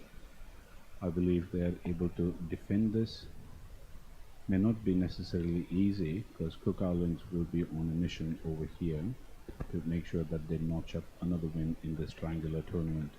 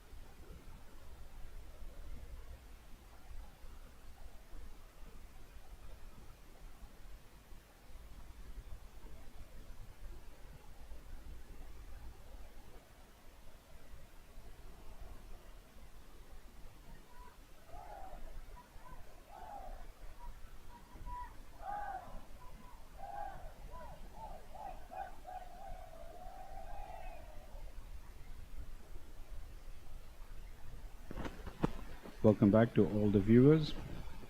We see the Japan team making its way towards the center of the pitch. They will be defending a score of 105.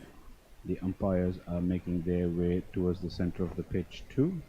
And very shortly we'll see the Cook Islanders opening batters making their way as well. A very warm welcome to all of our viewers. Thank you for tuning in. And thank you for all the comments that you have posted in the live YouTube stream. We would like to thank you for your patronage and for subscribing. I noticed that the JCA channel has received an extra 300 subscribers today, which is a big jump. We are on a push to make it to 25,000 subscribers by the end of this season. So if you have any friends who enjoy cricket, who like to watch cricket no matter where it's played, please spread the word. Please let them know that cricket is alive and thriving in Japan over here with various competitions both domestically and with invitational international games as well. It is a wonderful place to watch cricket. It's a beautiful place to play cricket. As you can see from your screens, the Sano International Cricket Ground is very picturesque. And we are thankful to our sponsors and team partners MKI and Mizuno, as well as various other sponsors and the supporters club of the Japan Cricket Association. This broadcast is brought to you live from the Sano International Cricket Ground, where Japan are now on the field. They will be defending their first innings score of 105. They had a similar score versus Thailand yesterday, which they defended very successfully, dismissing Thailand for only 49 runs and winning by a huge margin. Today it might be slightly different prospects given that they're playing on a different pitch. There has been bounce on this pitch, a little bit spongy on some occasions, but it has been relatively consistent, and given the weather conditions, the seamers have managed to find a little bit of seam movement as well as swing. Umpire Sukwal over there signing that this will be the commencement of the power play, and we see Charlie Hara Hinds on his mark, ready to bowl the first ball. There we go, first ball in, first over, big hit by the batter. Almost he goes for a catch, and very well taken there by a diving fielder. I'm not sure if that is Ravichandran. Yes, it is Sabawarish Ravichandran who takes that catch. And Hayden Dixon departs first ball. Would you believe it? Hara Hinds has struck first ball in this innings. A slightly shortish delivery. Dixon goes in for the big hit over mid-wicket. Ravichandran in place exactly for that kind of shot. Comes in and takes a wonderful, wonderful diving catch. Disappointment writ large on the Cook Islander faces over there. They would not have wanted this start to their innings. Immediately on the back foot now. Hara Hinds adds to his ever-growing tally of wickets on the international scene. He's a fantastic find for Japan, a wonderful talent.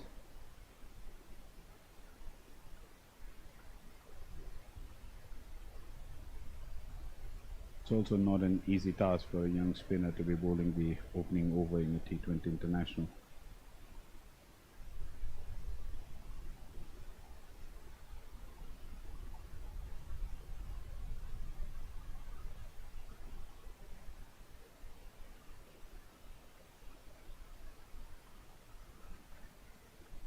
There appears to have been some delay earlier on. I'm not sure why. It might have been something to do with the umpires conferring whether that catch was taken cleanly or not, which it appears to have been.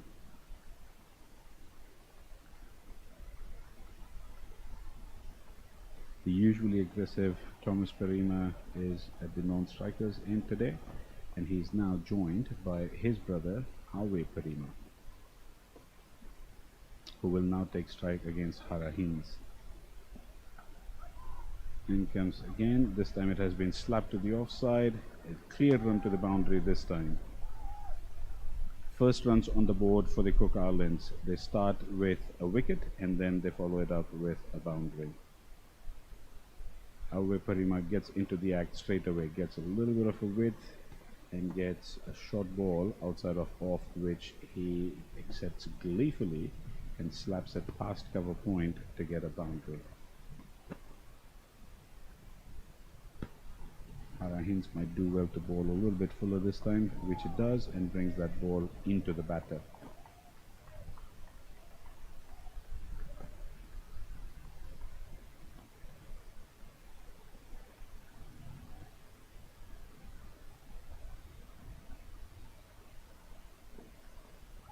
This time he's tucked it on the leg side. They'll aim for two. Calls for one, but sent back by his brother. And quite wisely too, because there was definitely no second run in that.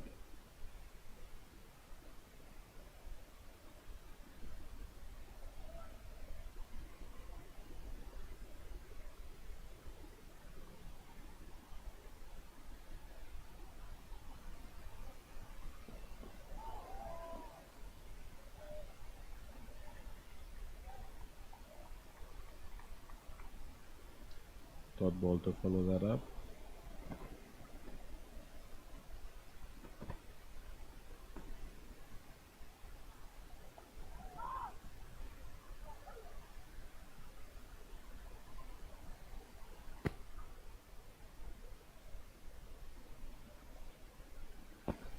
End of the first over.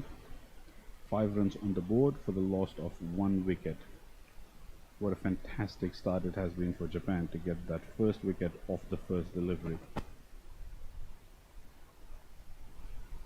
These two brothers will now have to consolidate the innings for Cook Islanders in a manner similar to what Sabawarish Ravichandran and Lachlan Yamamoto Lake did for Japan.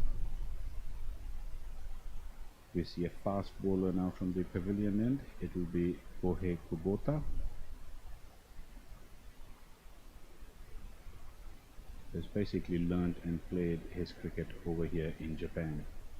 So in the true sense of the word, he's a homegrown, homebred cricketer.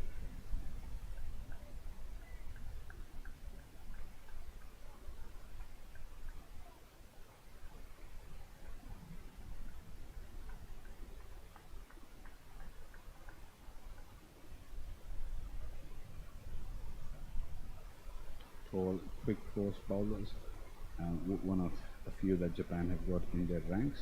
In he comes, keeps attacking the stumps. That's a good delivery to start off.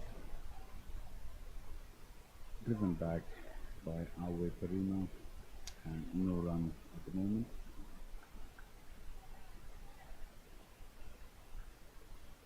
There'll be an exciting contest between bat and ball now, especially with the attacking instincts of Thomas Perima. Oh, that one slapped back and almost a return catch in his follow through. A wonderful athletic effort by Kubota over there to make sure that he at least got hand to the ball. It may not have stuck in his hand, but if he hadn't done that, that probably would have resulted in a couple of runs at least. Now this time he angles it in. The batter goes and shapes for the pull shot, gets a little bit of an underedge, hits his body, and then just drops dead onto the pitch.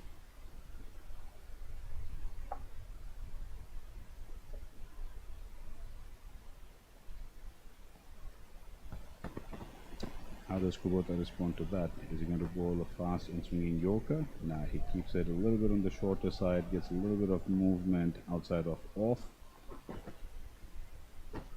Batter expecting it to be called wide, but not to be so.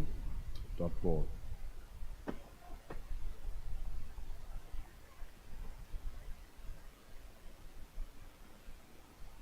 Last ball of the over coming up.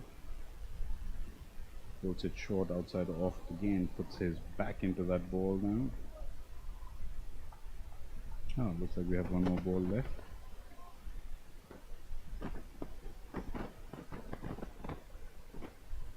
This will be the final ball of this innings.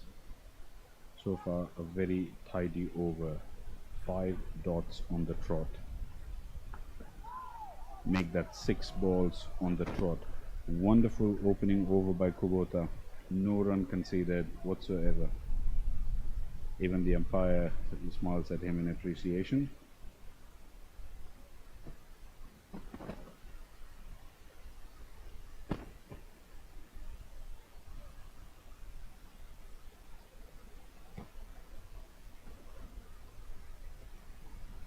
Hins will resume at the far end.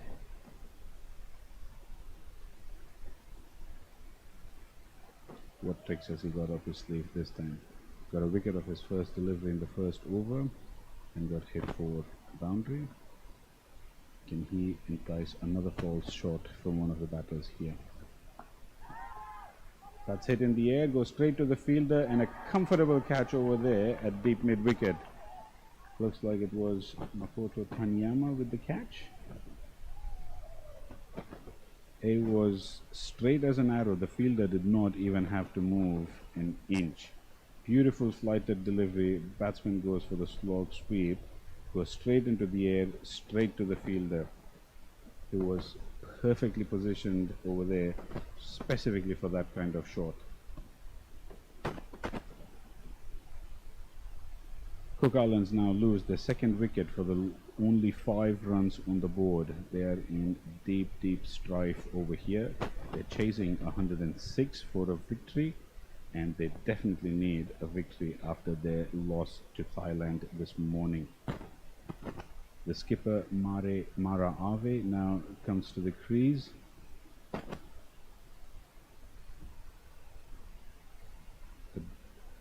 Oh, it turns out it is Corey Dixon who now comes out. No, it's jersey number 4, so it should be Mara Ave.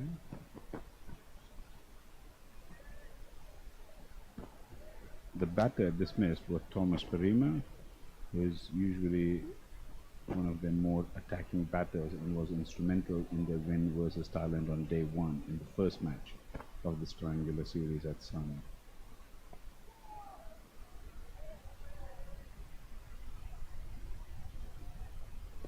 Huge responsibility on Ave's shoulders over here.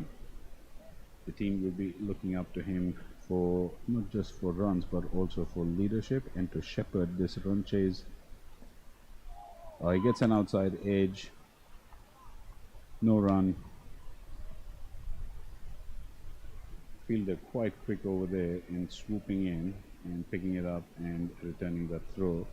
Wasn't a very particularly clean throw, but I think it did keep the batters in check, prevented them from stealing a single.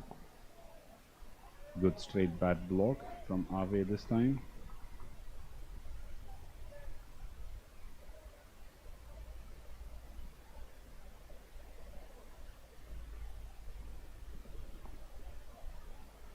Another good block. Tidy bowling over here from Harahins.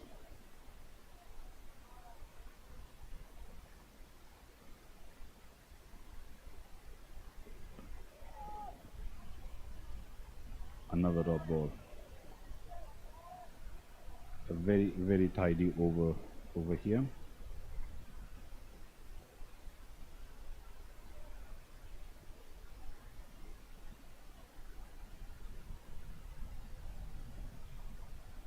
Wicket maiden from Harahins, who's now taken 2 wickets for 5 runs off 2 overs. Be interesting to see if he comes back for a 3rd over from that end, or whether he's rested by the skipper for now and then brought back into the attack later. I personally would have continued with him given how tight he has kept things and has been successful in getting wickets as well.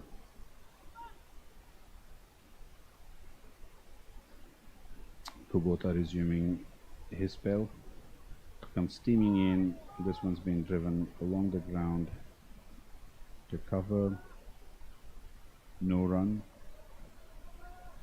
The ground fielding by Japan has been wonderful throughout this tournament. They have displayed excellent skills in catching as well as their ground fielding.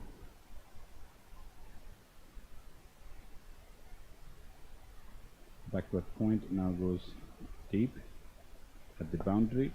This one's been hit straight, just clears mid off and gets 4 runs for his effort.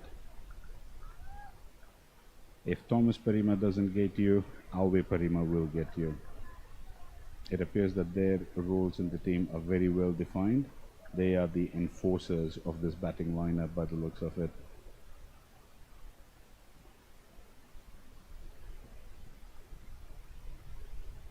That was a handsome shot straight down the ground.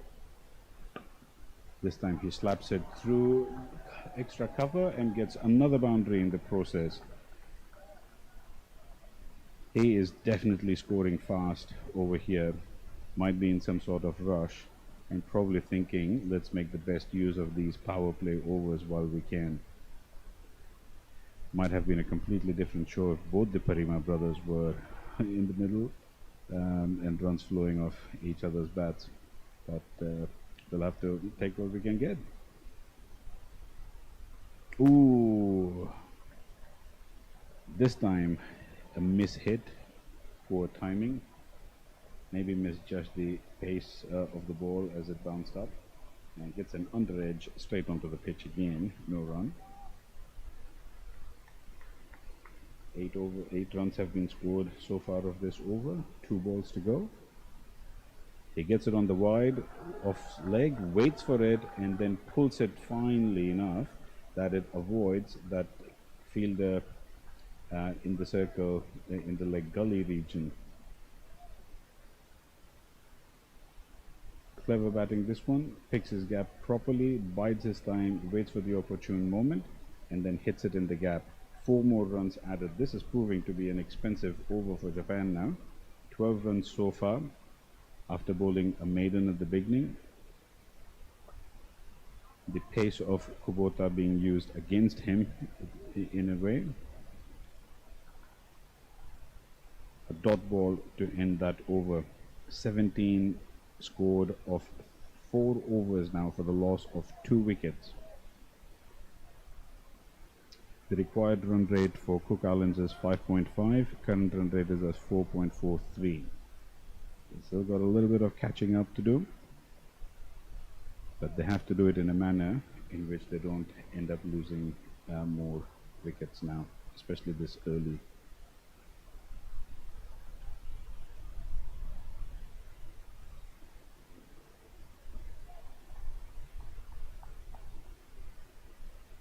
So we will see a change in bowling.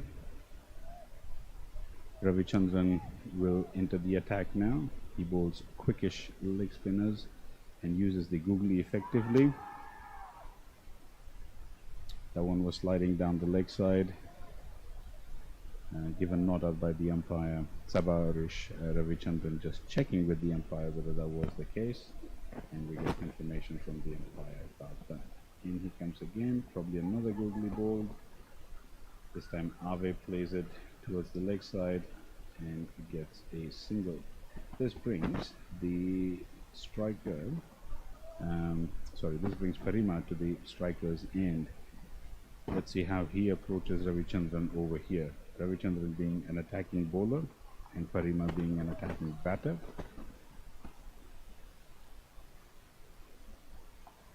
Alright, he hits it towards cover point. No run off that one. It'll be interesting to see if he uses his feet to come down to Ravichandran or he hits it from there itself. So, swept along the ground, 1 run to deep square leg.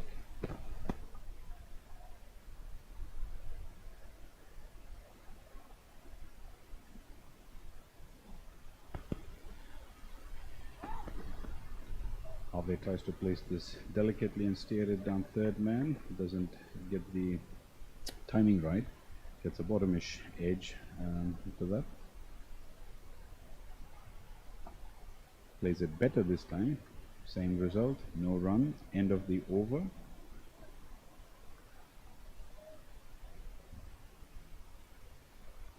Score is 19 for 2 after 5. The last over of the power play coming up, we will have a change in bowling. Kubota comes off and we might have Ito Davis into the attack now.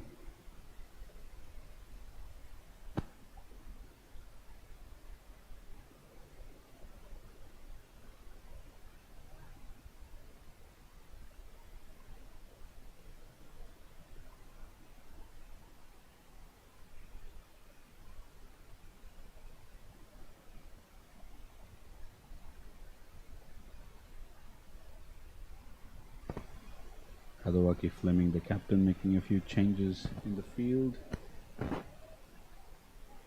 Final power play over. Only 2 fielders still outside the circle. We've got a long on and a deep square leg. This one trickles a little bit fine. No run.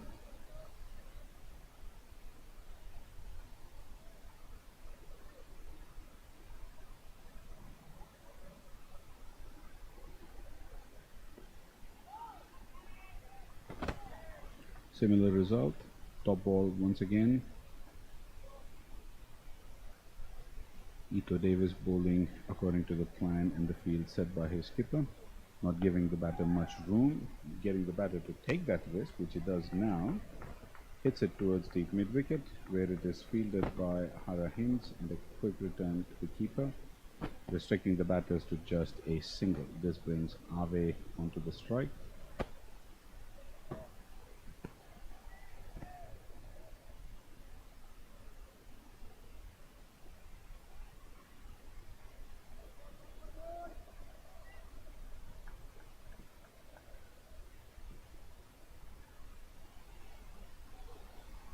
Oh, almost got him through the gate. That beat everything. It beat the inside edge and the bounce also stupefied, or I don't know what to call it, sort of stumped the keeper. No pun intended. This has been a good over by Ito Davis so far, using his height to great advantage to extract just that extra bit of bounce off the pitch and making sure that he's getting that ball to turn in. Now this prompts Ave to resolve to a more risky shot. He goes for a reverse sweep and luckily gets it into the gap, thus giving him 2 runs in the process. That's the end of a very good over by Ito Davis.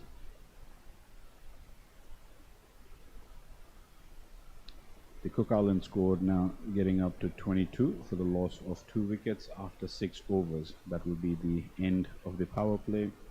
It brings Makoto Taniyama into the attack now. So Ravichandran just getting 1 over and has been replaced by Taniyama. We may see Ravichandran bowling from a different end, unless this is part of the Japan captain's plan to keep mixing his bowlers at regular or frequent intervals. Required run rate for Cook Islands now at 6 per over. That's going to keep climbing steadily. They might sort of recoup some of that through 1 or 2 really good overs in which they may score about 10 to 12 runs, but there's no guarantee for that. A short ball by Taniyama first up, and fortunately for him, almost had a return catch too. Unfortunately for him, it didn't go to hand. Parima, the lucky recipient of that. Ave now on strike. He goes straight down the ground, hits it into the gap, and looks like it'll be just 1 run. There's a fielder covering long on, and there's a fielder at long off as well. So sufficient protection for Taniyama straight down the ground.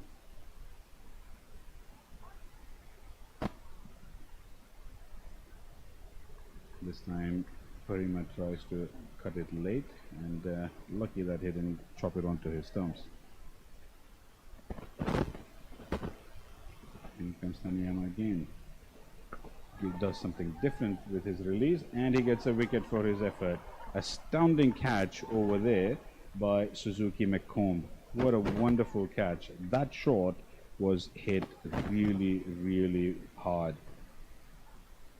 Let's watch this again. There you go. Does something different. Parima goes down on 1 knee, hits it hard, and what a fantastic catch by Declan Suzuki McComb. Phenomenal effort there in the field. These Japanese boys have not dropped a single chance today, and mind you, 2 of those catches have not exactly been easy. Cook Islands now find themselves 3 wickets down for only 24 runs on the board, and this particular wicket will hurt them a lot because Parima was going at a good clip. He scored 20 runs off 23 deliveries and hit 4 boundaries in the process. Another few overs of him at the crease, and they might have seen a substantial addition to their run tally in quick time, but it wasn't to be the case.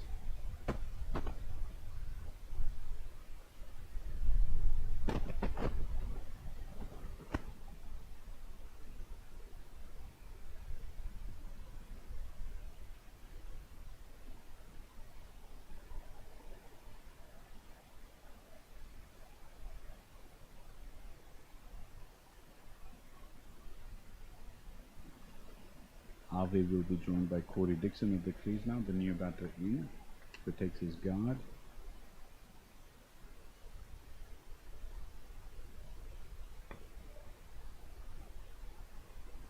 He hits that towards mid-off.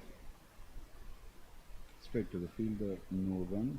Taniyama opens his account in his first over, getting a wicket, almost had a wicket first ball through. Does something different with the ball again. You can see the change in his wrist and how he bowls this differently. This one goes for a leg by. The batter tries to pull it, but doesn't get bat to ball. It brushes his pad as it goes down the fine leg for 1 run. End of the over, a very successful over for Japan. The score now 325 for 3.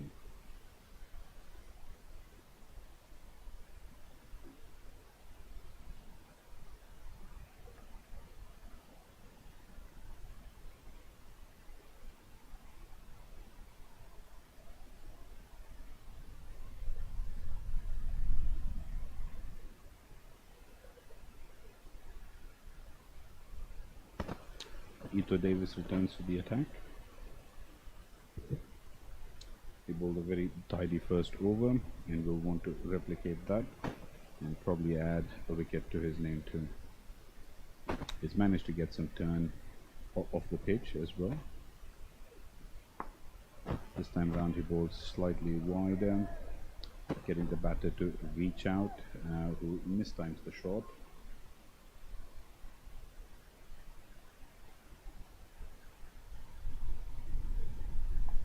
Bowls a lot straighter this time onto the stumps. Get a little bit of extra bounce on this one and also manages to extract some turn off the surface.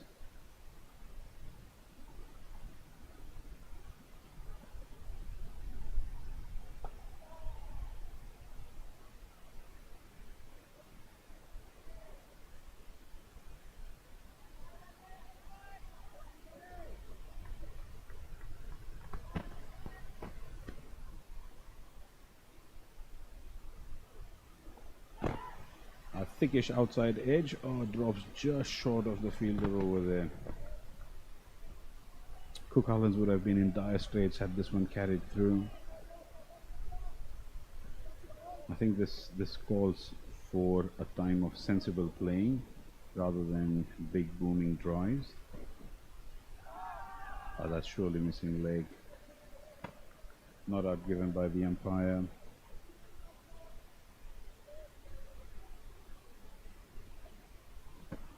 Ito Davis has continued his good bowling performance in this over too. Not allowed a lot of width and utilizing his height to good effect in extracting just that extra bit of bounce and a little bit of turn off the surface. End of his second over. 9 overs gone, 25 for the loss of 3. Or was it 8 overs? Sorry. 8 overs gone, 25 for the loss of 3 wickets. Anyama will resume his spell from the far end.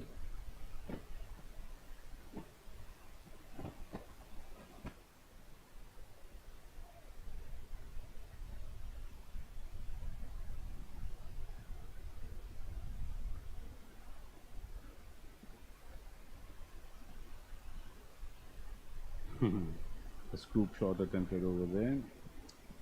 Has it got legs? No, it doesn't. It was just crawling around slowly on the ground. Ave collects 2 for his effort.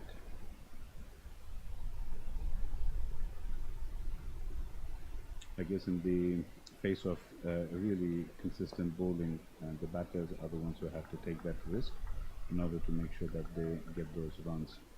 This one driven down the ground for a single. Relatively low risk shot over there, but again you don't always get successful with that depending on what length the bowler is bowling. This one goes for a big hit. Cody Dixon goes for a big hit, and that goes a long way, at least about 10 to 15 meters beyond the boundary for a massive 6. Probably one of the biggest 6s I have seen on this ground. A lot of power and timing into that. And there you can see how far back behind the boundary rope that shot has gone. No ball called by the umpire. Dixon gets 1. Ave will be on strike, and this will be a free hit. What is he likely to do on this one? Does he go for a similar big hit and try to capitalize on the free hit? Remains to be seen. A lot depends on how well Tanyama bowls this particular delivery.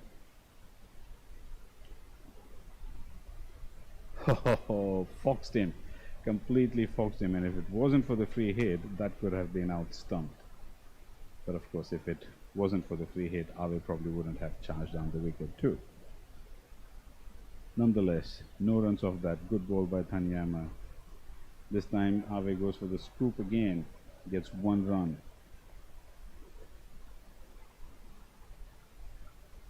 I wonder if that is his pressure releasing shot.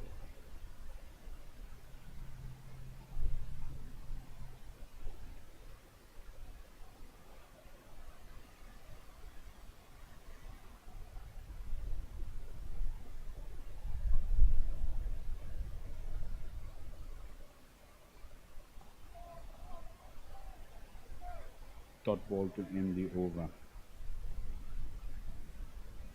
A good successful over for Cook Islands, 12 runs coming off that one. Scored now up to 37 for the loss of 3 wickets after 9 overs. Still a little bit below par. Current run rate at 4.19, required run rate is 6.18. Current partnership 13 runs off 14 deliveries. If Cook Islands want to win this match, they're going to have to step on the accelerator now. But of course, taking measured risks rather than just throwing caution to the wind. Ito Davis continues. This will be his 3rd over of the spell. He has been bowling well. He's conceded only 3 runs of his 2 overs so far. That is fantastic in a T20 game.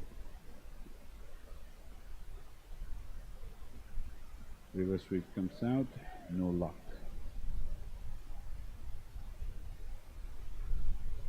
I don't think a batter of the caliber of Abe needs to resort to such unorthodox shots like the reverse sweep and the scoops. I mean, he could just as naturally use his feet and play shots like that and just hit it in the gaps. You don't often always need big shots to keep the scoring rate up. You can always continue to do that in singles, and well placed shots for twos even, and then you just hit the bat delivery. But he knows his game better than anyone else. I think he backs himself to successfully play those risky shots.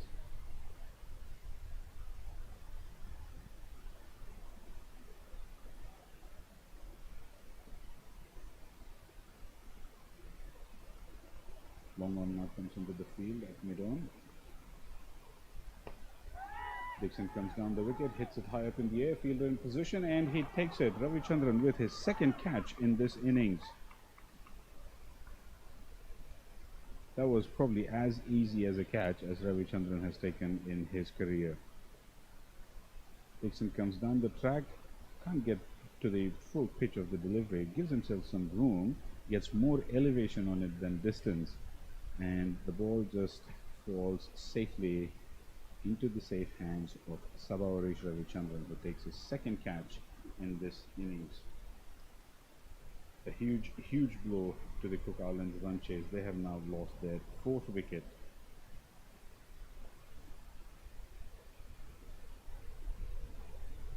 Ito Davis rewarded for his diligence. Now he has a wicket to his name to go with the very economical, what shall we say, economy rate of his spell thus far.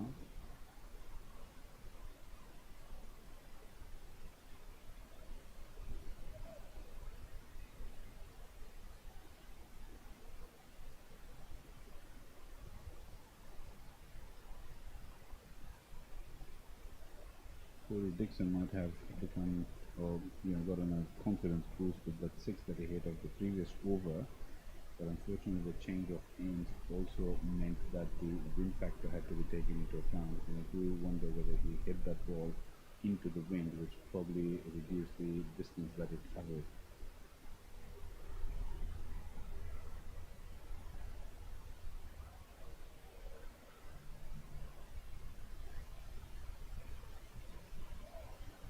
Good ball again by Ito Davis.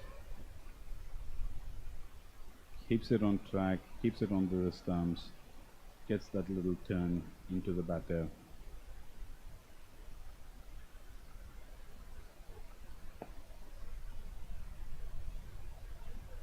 And ends the over with a dot ball. He now has figures of 1 for 4 of 3 overs. Can you believe that? 1 for 4 of 3 overs. Cook Islands now 4 wickets gone for the score of 38 after 10 overs. So at the midway mark, they are far behind what would have been a par score, and the 4 wickets lost definitely doesn't help their cause. They need 68 more runs in the next 10 overs. Ordinarily that would have been feasible, but they only have 6 wickets left. They still have their skipper Now, Declan Suzuki McComb comes into the attack. He is one of the two fielders to have taken an excellent catch earlier today. This time round, now he'll have something to prove with the ball too. He's a tricky customer to deal with, bowls very well, keeps it consistent, gets the ball to seam in as well.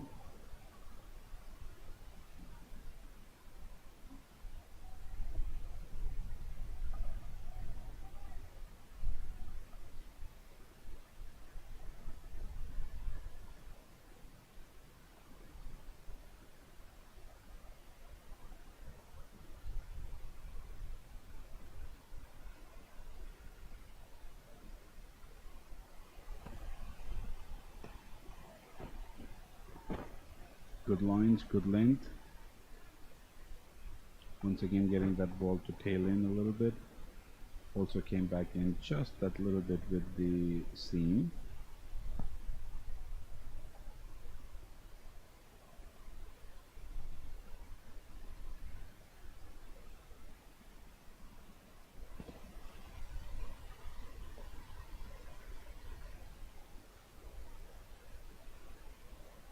Oh, that's hit him straight, just in front of middle. I think he got a outside edge to that, like a leading edge on the outside of the bat.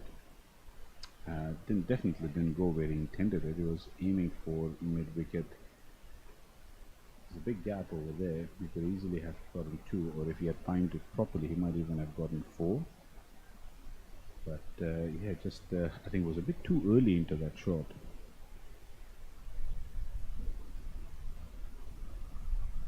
Comes down the wicket, gives it a chase, and Suzuki McComb bowls it very cleverly wide outside that off stump, and manages to avoid the bat.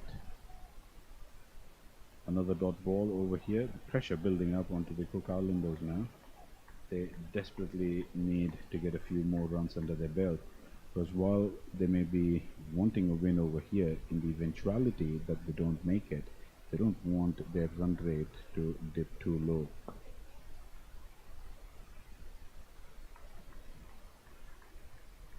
That's a good orthodox cover drive, but once again, no run.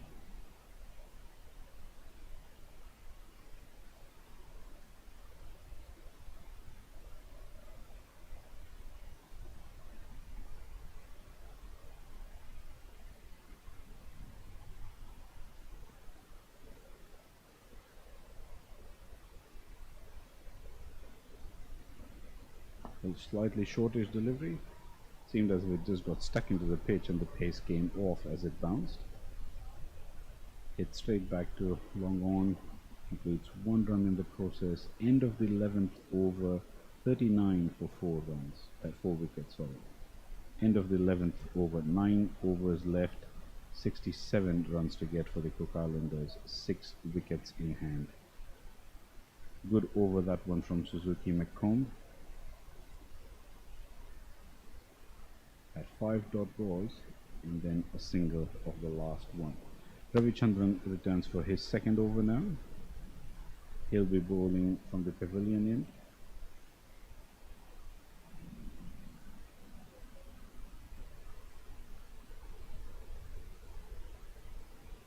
Making adjustments to his field. It's that deep square leg a little bit finer or behind square. He's got a deep mid wicket and a long on in place, and then he's got a short third man, a point, and cover. The batter, once again, are we trying something risky in order to take advantage of the gap behind the keeper, but once again, not able to connect cleanly. He still gets a single nonetheless. But if he was able to connect cleanly and get that ball past Miyauchi, he would have probably managed 2 or even 4. Kavana hits it deep onto square leg, but the batsman only takes a single.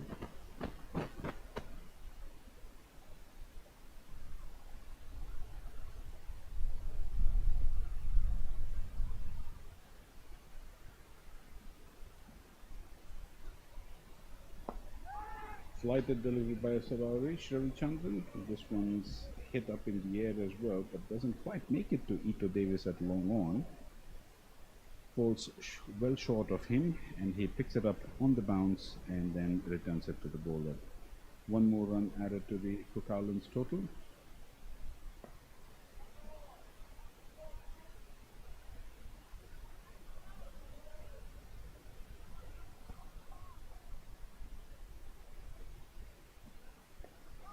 Ball slightly wider this time, I think trying to induce a mistake from the batter.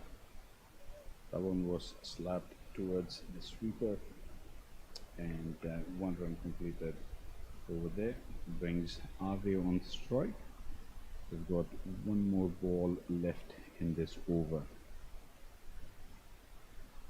Ave comes down the track, hits it straight over Ravichandran's head, and this should be 4. It is 4. A good shot, good use of the feet, hits it right over the bowler's head, straight as an arrow. There's no chance for the fielder from long off to cut it off. So lovely, wonderful shot. The use of his feet enabling him to get to the pitch of that delivery, nullifying whatever spin there might have been, and then a clean hit straight down the ground. Ave showing his talent and his pedigree over here. And I think years of honing his craft in New Zealand club grade has definitely, given him that experience and the ability to execute such shots. Okay, a change in bowling now brings Hara Hinds back into the attack. Suzuki McComb taken off after a solitary over. He'll probably be returning towards the death overs now. Mix up between the two batters. Luckily no damage for Cook Islands. They probably just don't want needless runouts now added to the mix to add to their woes. Their score is 47 for 4. Little tap by Kavana onto the leg side. Declines a single. Tells his skipper to go back into his safe zone. Ooh, this time a leading outside edge. Hara Hinds managing to extract a little bit more bounce from this pitch, similar to what we saw Ito Davis get. Maybe a shortish gully would have housed that catch, but in the conventional position, it was a bit difficult to do that. But this time Kavana takes a single. He gets to the safer end at the non-strikers, and gives his skipper an opportunity to face the last 2 balls of this over. Ave tries to scoop that one again, but just a little bit of turn and a lot more bounce, thwarting his efforts over there. I think this is the 4th or 5th time that he's tried that shot, and it hasn't come off the way he's wanted it to. Whereas when he's played orthodox shots, they have definitely yielded him better results. Something like that.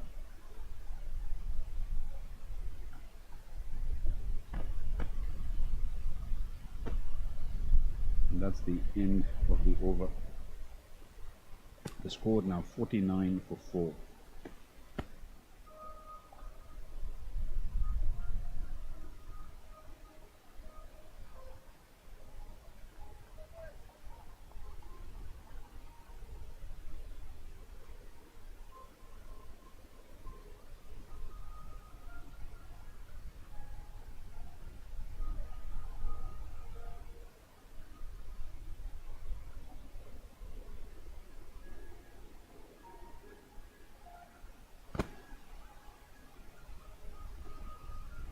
It's yet another change in bowling.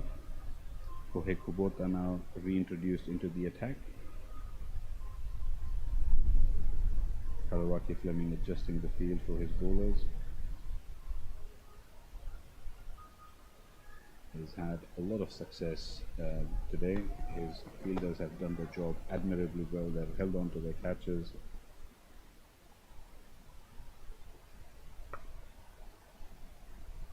Length delivery by Kubota. This one gets hit to deep mid wicket. Only one run coming off the blade of Mara Ave. Kavana on strike now. 50 up for the Cook Islanders. First target achieved, I suppose. Next target will be 75, 80, then 100, and then 106. They got to take these in small, achievable little chunks and blocks, and they've got to plan for this accordingly. They need 56 in 6.5 overs now. Kavana hits this straight to mid-wicket, who fires in a throw at the non-striker's end, and it looks like he's caught Mara Ave short of his crease. What a turn of events. Completely against the run of play, and what awareness by that fielder over there. And it is Suzuki McComb. Terrific, absolutely terrific. Takes a stunning catch earlier, bowls a very good over, and now effects a wonderful run out. Absolutely sharp presence of mind. Saw that Ave was down the track. Kavana was not interested in a run, and fires that throw in quickly to the non-striker's end and hits it directly. No hesitation from the umpire in giving that run out. This is not what the Cook Islanders would have wanted. 5 wickets down, and that wicket will be a big loss for them. It dents this run chase quite significantly. Ave was probably the one person they would have wanted to stay at the crease till the end.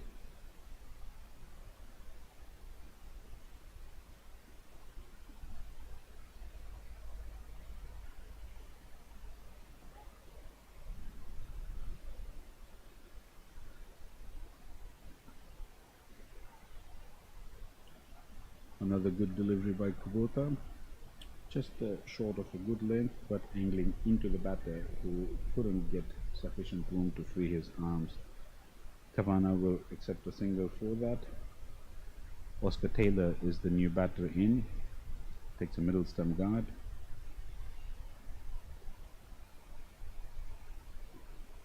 Three more deliveries left in this over.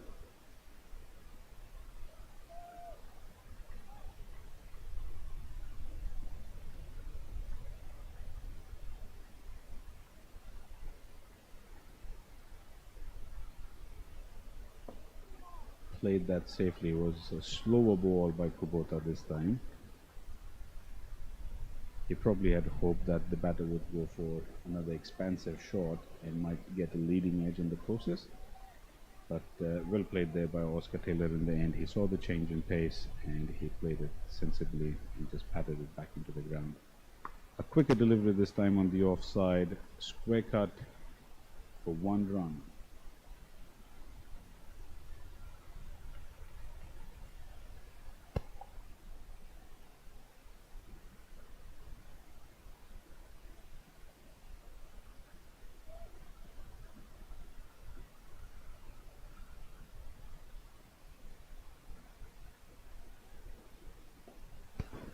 Angling once again into the batter this time. Sort of leg glance behind square. 1 run to finish this over. 53 for the loss of 5 wickets. Cook Islands now need 53 runs in 6 overs. That's an asking rate of 8.83. The current run rate is 3.79. Mathematically, numerically, if you look at it, that is a relatively tall order. They may still have gotten there if they hadn't lost as many wickets. Ravichandran, now back in the attack once again, is bowled 2 overs for 9 runs. This will be his 3rd over now. He'll be bowling from the far end.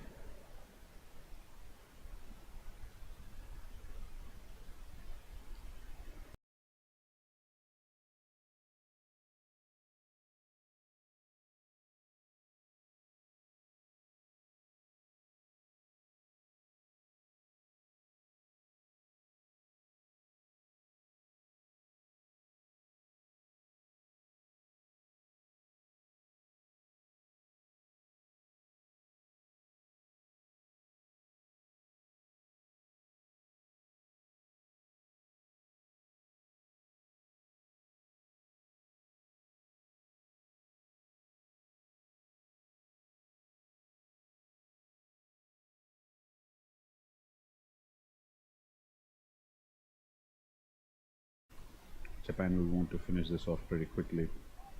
Not only will they get the points for the win, but it'll give them a huge boost in their net run rate as well. Conversely, Cook Islands will want to get as close to that target as they can. They definitely don't want to get all out before the overs are run through. Oh, beauty delivery. Bowled it like an off spinner this time and missed the batsman's edge. That was very close, very, very close.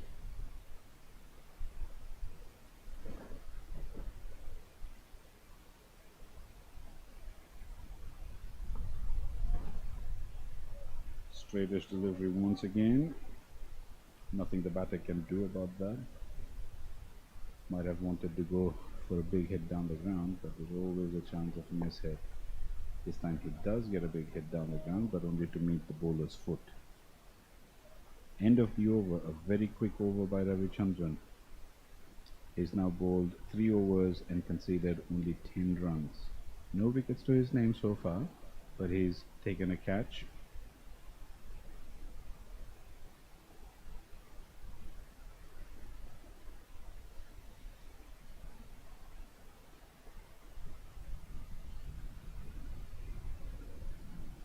Will we see another change in bowling? Yes.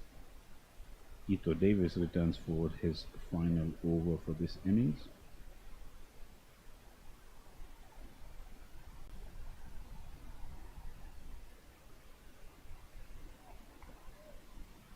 He has bowled exceedingly well today. 3 overs, 4 runs, 1 wicket. He's kept it really, really tight.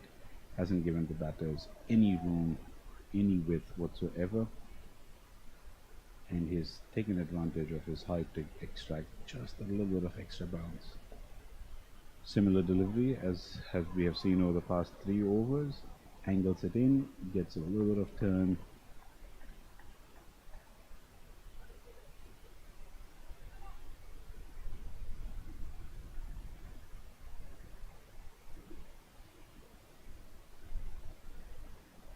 Ooh, foxed him completely. That has missed the edge and the stumps. Would have missed the keeper if his body wasn't behind that ball. That's a really, really good delivery by Ito Davis. Comes again, this time hits slap towards mid-off. Just 1 more run added to the total over here.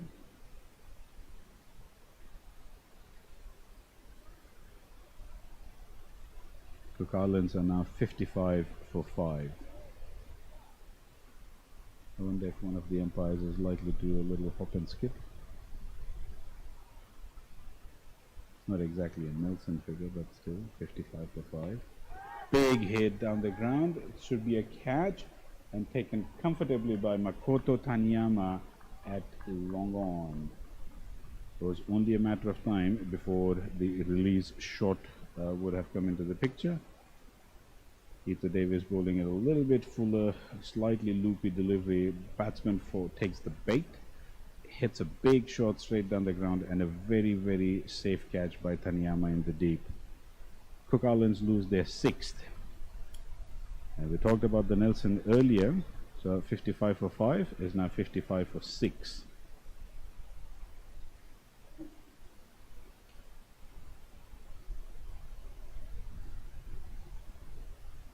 This run chase definitely not going the way Cook Islands would have wanted it. Japan, on the other hand, comfortably in the driving seat now. I think they'll breathe a little bit easy knowing that they have gotten all the major wickets from the opposition ranks. Required run rate now climbing up to 11.7. A tall ask for any tail end.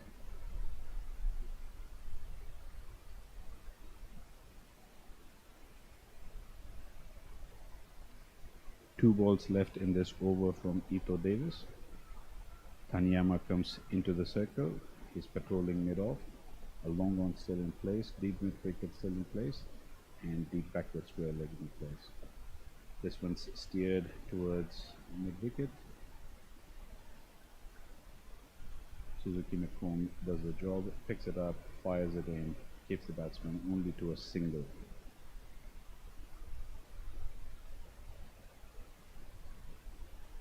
New batter was Liam Denny, who's now at the non-striker's end after having taken that single.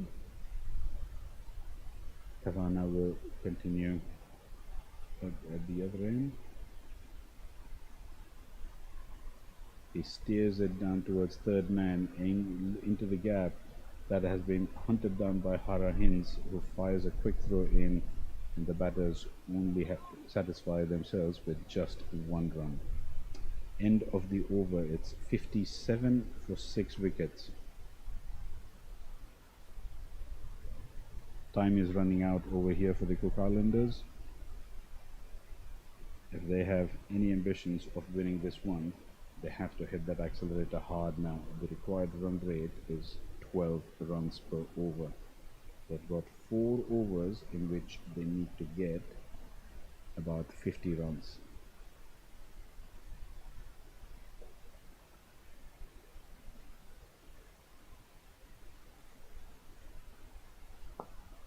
Tanyama into the attack. He's had a successful outing today. He's picked up 1 for 13 of his 2 overs and taken an excellent catch as well.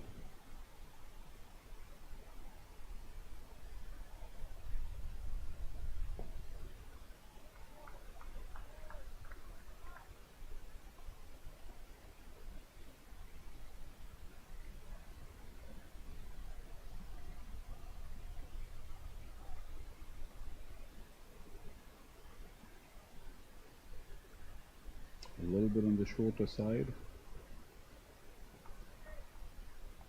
Batsman probably happy to hit that for a single. Not much risk in that shot. Maybe somebody higher up the order might have placed it a little bit better or hit it a little bit better. This one's a big aerial shot again. Fielder getting underneath that. And another fantastic catch. What a catch! We have seen a relay catch over there. Oh my word. I have seen some incredible stuff over here. Suzuki McComb does the hard work running in from long on, takes the catch and realizes that he may be just about to go over the rope as he falls down, and he parries that to Ito Davis, who has come in from deep mid wicket. Tag team effort, ladies and gentlemen, tag team effort. This is what these boys practice during the off season, and to pull something like this off in an actual international game is simply wonderful to watch. The coach has to be proud of these boys now. That was terrific performance.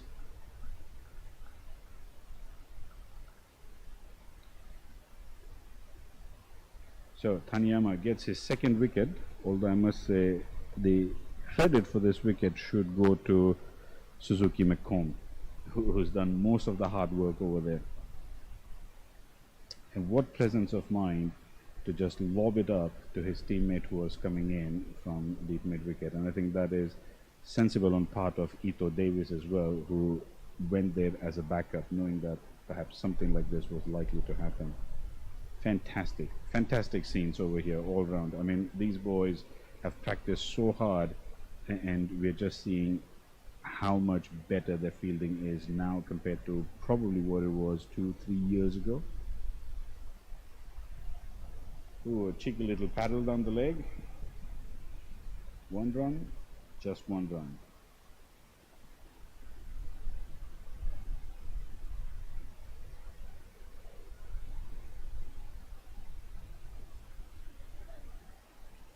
Kavana was the batter dismissed. Pickering is the new batter in now, who's probably at the non-striker's end. Liam Denny takes strike for that one, scores a single, and that is the over. Terrific scenes. I wish we could watch a replay of that catch again. It was absolutely stunning stuff.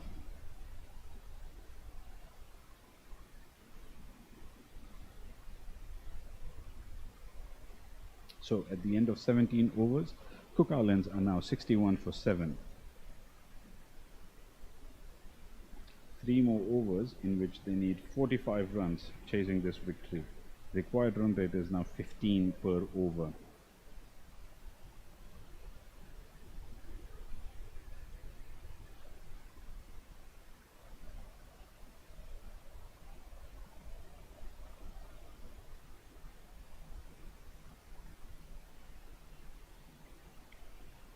Hinds returns for his final over. He's already picked up 2 for 7 runs.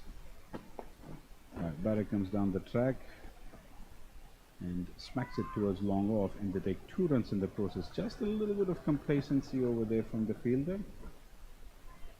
Probably didn't realize that the batters wanted to take 2. Got caught a little bit off guard over there, but well done to the batsman for running that first one hard and making sure that they got back in time for the second one. Hinds comes back in, bowls a nice loopy flighted delivery. Batsman couldn't do much about it, had to keep it out. Sort of a Yorker length to him. Dot ball. Pressure's building over here now. Oh, that's a little bit of a turn. I guess it's the bounce that saved the batsman over there. They scamper in for a leg by. I do think it's a little bit of a bounce that saves the batsman over there.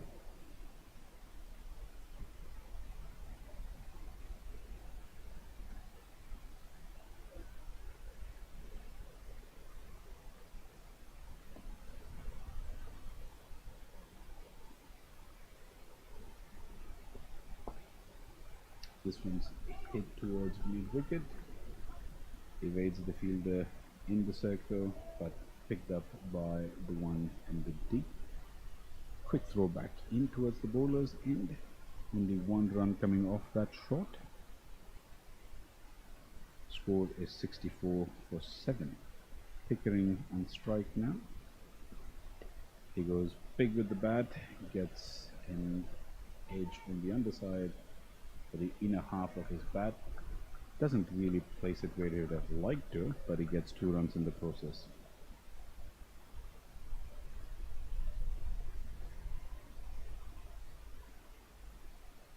Japan slowly squeezing this run chase over here. They're tightening the noose. Lovely little stroke towards sweeper cover. 1 run for his effort over there.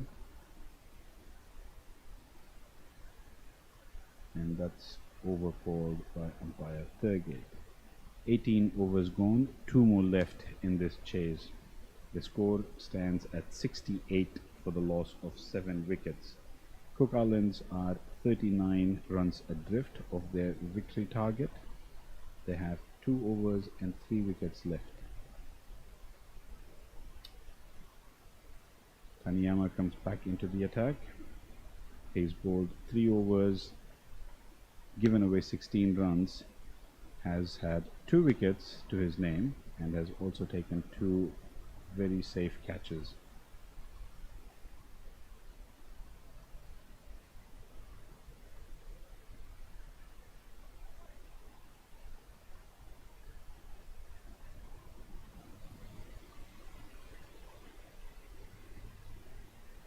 In he comes again, bowls a straightish delivery. Looks like the batter's got a slight under edge. Onto that, they take 1. The overthrow gets them a second one, but could that be a run out? Could that be a run out? Miyauchi has ripped the bails off, and the umpire gives it run out. All sorts of scenes happening over here. Straightish delivery, hits him onto the pad. Umpire gives it a leg by eventually, so confirming that there was no edge. Batsmen take 1, chance the second one on the overthrow, but the batter falls short at the striker's end. Miyauchi quite expertly whipping those bails off in quick time. Another wicket down. Cook Islands now 8 wickets down. 2 overs, well, an over and 5 balls, and 2 wickets left. 38 more runs is what they need. Maybe 37.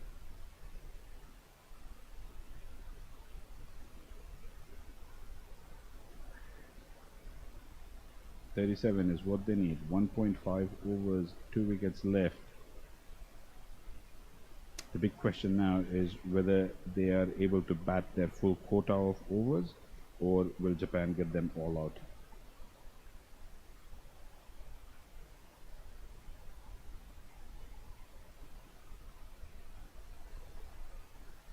They managed to score 72 against Thailand earlier today. That's a big hit there. Over extra cover. Fielder comes in. Batters take 2 in the process. Safe runs, these ones. Cook Islands will need to get every run that they can manage. They will be keeping an eye out for the net run rate. If they want to make it to the finals and they're not able to win this match, which looks a little bit of a tall order now, they will want to keep that run rate as close as they can to that of Thailand. Oh, he's bowled him. He's bowled him. Beautiful little leg break over there. Full length. Batter attempts to sweep it. Doesn't get to the pitch of the ball. Ball slides underneath his bat. Turns in and hits off in middle. Oh, yeah, definitely hits off in middle. Good bowling here by Tanyama. He's taken 3 wickets. He's also caught 2 catches and he's made 10 runs of 9 deliveries earlier. He could be one of the contenders for player of the match. Final wicket left now. 1.5 over to go. Can Tanyama finish this over here? He's got 3 more deliveries.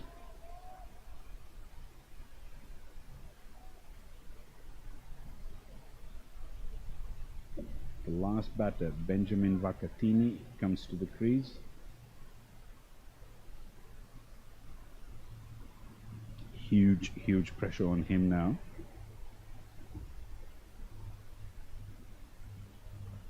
I don't think anybody expects him to hit the winning runs. They need 35 in an over and half.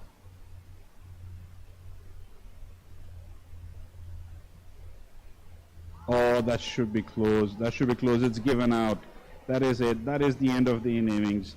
Tanyama gets him LBW first ball and ends with figures of 3.4 overs, 18 runs, 4 wickets. What a wonderful performance by him. Beautiful bit of spin bowling, excellent catching in the deep, and also handy runs with the bat towards Japan's tail end that ensured that they crossed the 100-run mark. Japan win over here. This has been a very superlative victory for them. Comprehensively outplayed the Cook Islanders. At one stage it looked like Awe Parima was going to stand in their way, but as soon as his wicket fell, caught very smartly by Suzuki McComb off Tanyama's bowling, that run chase sort of just derailed. It went off the rails. So Japan win by 34-run margin, and they will be sitting pretty at the top of this points table, not only with 4 points against their name after 3 games, but also a net run rate in excess of 3 point something. A wonderful victory, just rewards for their efforts. Excellent display in the field once again. Good bowling all round. The spinners kept it in check.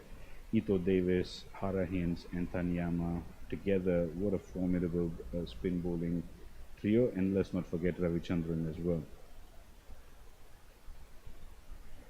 The teams shake hands. Now this brings us to the conclusion of today's matches. We have had a double header and it has been a terrific day today. Tomorrow is another double header with Japan playing the Thai team in the morning and then Cook Islands again in the afternoon. It has been a privilege bringing you this game live from the Sano International Cricket Ground. We hope that we have a full day's play tomorrow too. I hope the weather holds, but we'll see how things pan out. There's a little bit of a forecast for some rain overnight, but let's hope that we get a clear day.